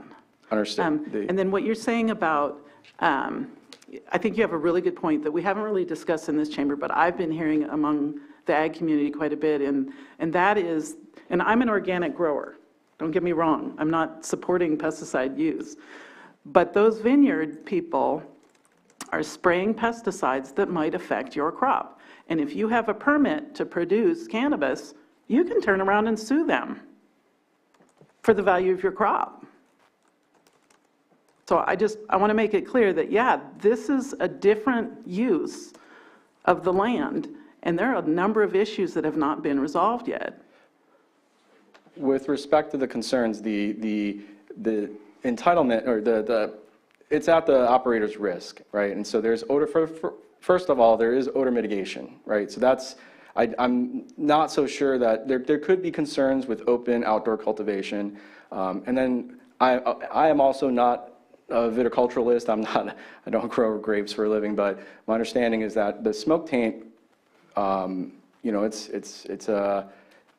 would it be understandably a combination of the accumulation of ash and dust, et cetera, that is associated with the smoke that is tying in? No, Dr. Zoller might be able to address that more accurately than I could, but my understanding is that it actually penetrates the skin of the grapes. Understood. Like I said from the beginning, this particular site, however, is required to have odor mitigation, and that is going to be, there's not supposed to be overdrift. with respect to concern about, litigation from adjoining property owners using their conventional practices for their viticultural operation, if that is a concern, we can, this commission and the County of Lake can consider, developing, similar to the right to farm kind of regulations, that you do have a right to conduct your agricultural operation in accordance with standard practices, that, to recognize, this current operator and landowner was willing to sign a form stating that he understands that there are other neighbors conducting their legal agricultural operations and understands that those may have an impact on his property, and will agree to not, will agree to not pursue any issues, or at least, recognizes that. Now, that's not to stop someone from, crop dusting his property by mistake, but, operating in accordance with standard farm practices, similar to right to farm. Thank you. Thank you. I had some other concerns as well, but if you guys want to. Go for it. Okay. Let's see. Water. This project is located, I think one of you said 1,200 feet from the Kelseyville growth boundary. And we have a question about ordinance 3106. Can someone remind me what that is? I just wrote a note here. That's the hydrology report. Oh, okay, great. Yeah, I think my main concern is just that this is not, to me, it's very clearly not compatible with neighboring uses. And if we're going to do any planning on this commission, I think we need to be considerate of the people who are already using the land in the neighborhood. And I see 11 residences, and I see other vineyard owners who are concerned about it. I just can't support it because of those things. I do think that there are better places to grow cannabis in this county. And yes, I agree they bring jobs. That's kind of a two-edged sword, though, because right now there's a shortage of labor. I myself am a farmer, and I struggle to find labor. I don't think we can really argue that it's bringing labor into the county. It's actually competing with existing agriculture for labor. So that's kind of how I feel about it. I don't know what else can be done. I think that there's a lot of hoops. Yeah, I agree. There's a lot of hoops to jump through, but. I wanted to point out two other things in consideration with this specific project. Well, with respect to competition for labor, competition will raise the value of labor, right? And so I don't think that we can take a look at saying that there's a labor shortage and look at that and say that that will impact the industry. That's impacting service industry nationwide. It's impacting agricultural industry nationwide. But it's going to bring about an increase in both the value of the farmed product, because agricultural products will have to adapt and increase their price to account for that, and it will also bring an increase in the value of labor. And so it's going to bring wage increases to to entice people to fill that labor void. Wages will have to come up, and that will bring more economic value to both the agricultural industry as well as those that do labor within that industry. I was wondering if we can pull up, I know there were several other concerned neighbors earlier, and there's been a lot of, several neighbors have commented, but I would like to see if we can bring up like the Google Street View. I don't know if that was reviewed, but there's a significant elevation difference between, the site's a plateau that sits above Kelsey Creek Drive. And so I know a lot of, there was comments and concern about the visual impact, but not only is there an elevation difference, but there's also an existing oak woodland vegetated buffer that provides pretty substantial screening between the proposed project site as well as the neighbors to the east, several of which have expressed concern.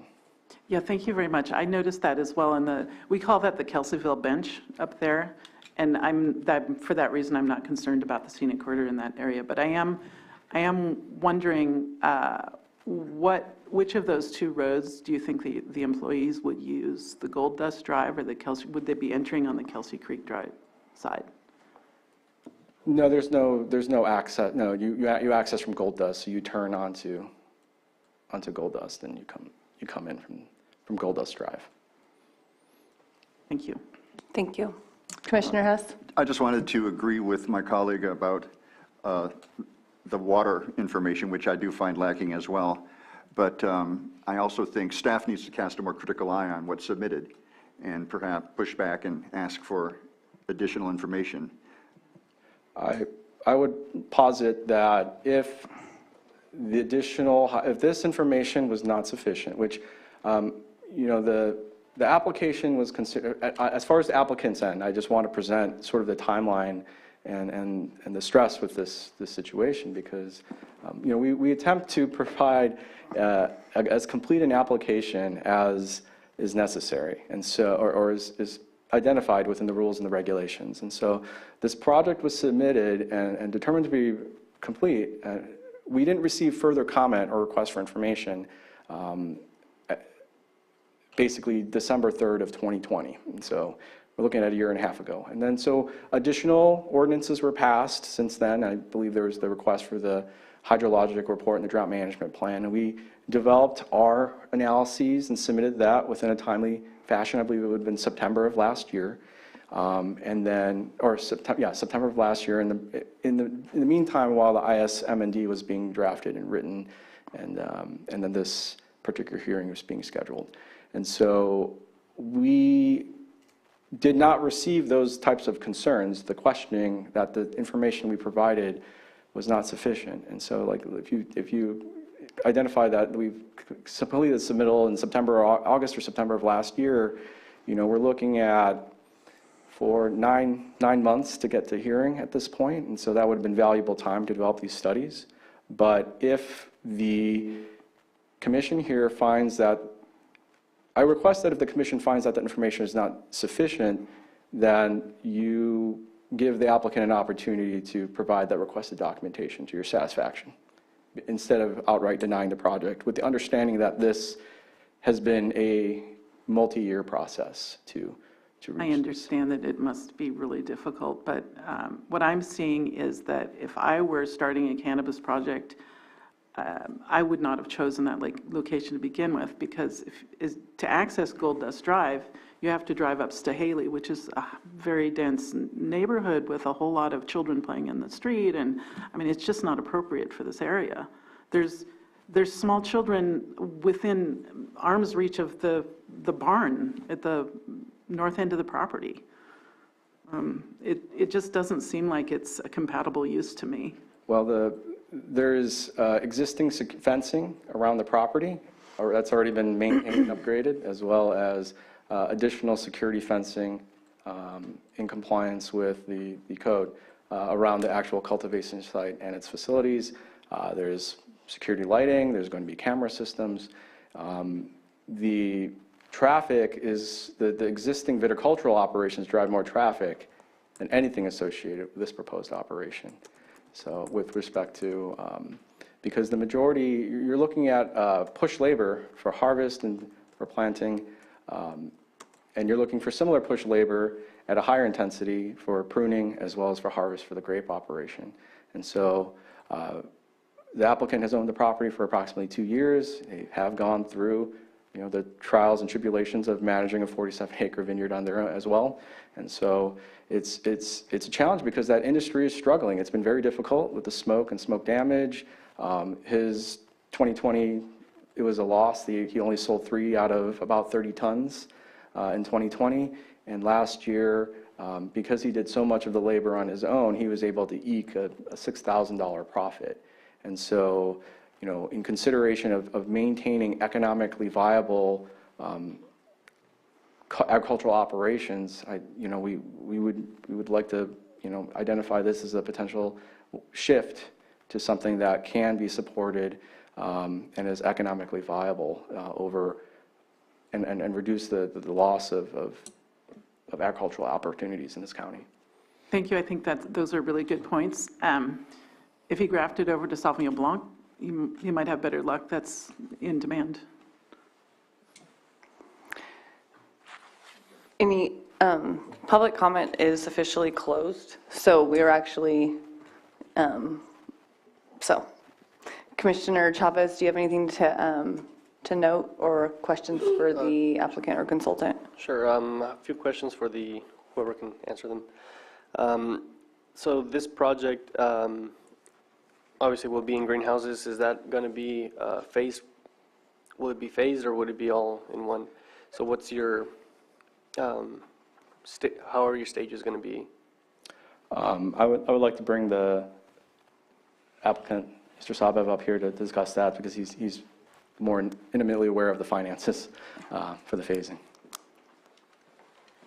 Okay, it's going to be 3 phases. We're going to start with 4 greenhouses and a building, dial it up to, to start producing, and then we'll go by every 3 months. We're going to add some greenhouses and buildings. So about 2 years, we'll be done. 2.5 years. Okay, thank you. And also depends on the supply chain too, though. That's a little bit tough. Sure. But yeah, that's the project. That's the timeline. Okay. Thank you. Commissioner Hess? Nothing further? Nothing? Okay. I would move that we deny this project. Okay, we have a motion on the floor for denial of the application. Okay. Any,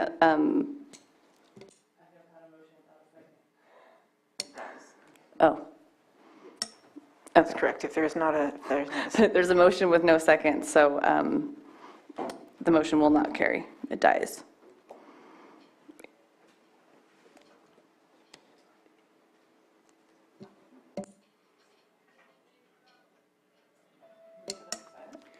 you can ask for a motion to approve, or you can ask for a motion, I mean, if Is there any other motions to be had on this item other than the standing motion from Commissioner Field at this time?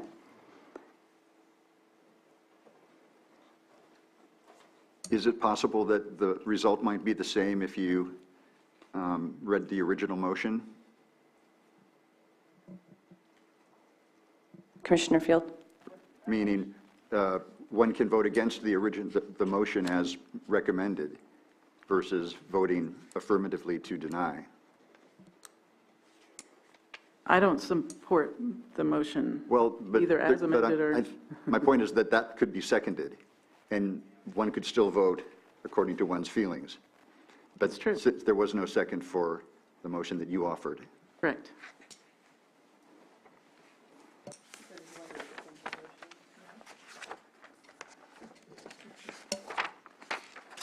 Well, personally, I feel like the project,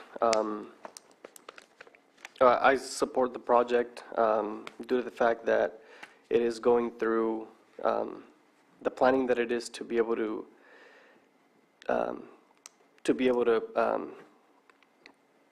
be built in the area, going through filtration systems and greenhouses to mitigate the concerns that the neighbors have.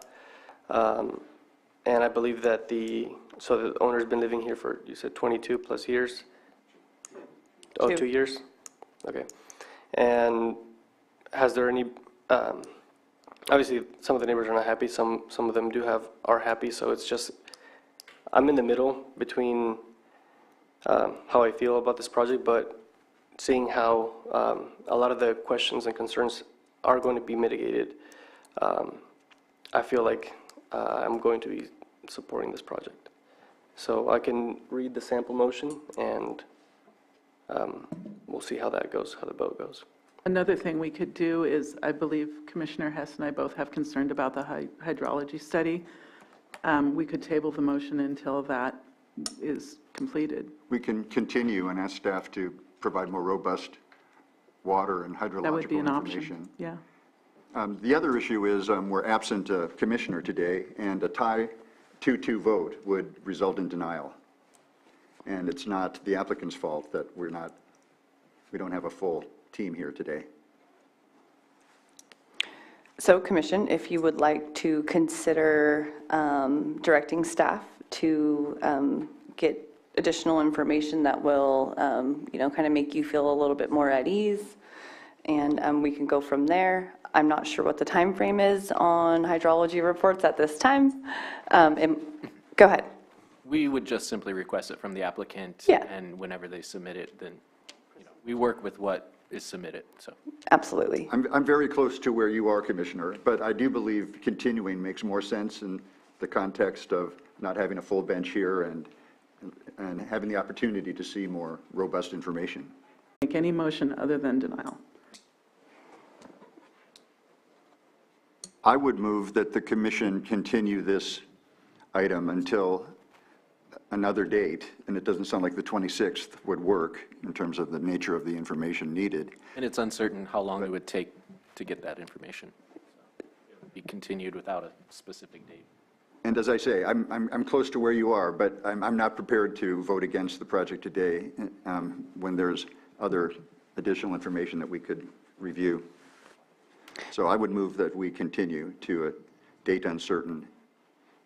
Okay, we have a motion on the floor to continue this agenda item until a date uncertain. I second. Okay, we have a motion and a second. All in favor? Aye. All opposed? Nay. Thank you. Motion carries. We will continue this item at a date uncertain. I appreciate everyone's patience and time. And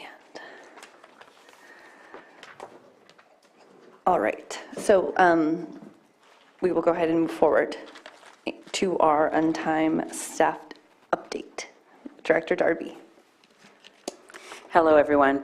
My staff update is that the revised cannabis ordinance presentation will be made to the Board of Commissioners. The date has been changed from May 13th until May 24th. So it's on the agenda for that. And also the revised cannabis ordinance workshops are scheduled for May 24th and May 25th, time from 4:30 to 6:30 p.m. here in the council chambers. Excellent. And that would conclude my report for this time. Thank you. Okay, any questions for Director Darby or anybody before I adjourn the meeting?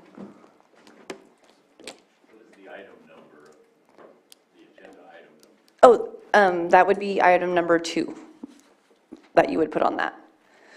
Okay, we will go ahead and adjourn the meeting. Thank you.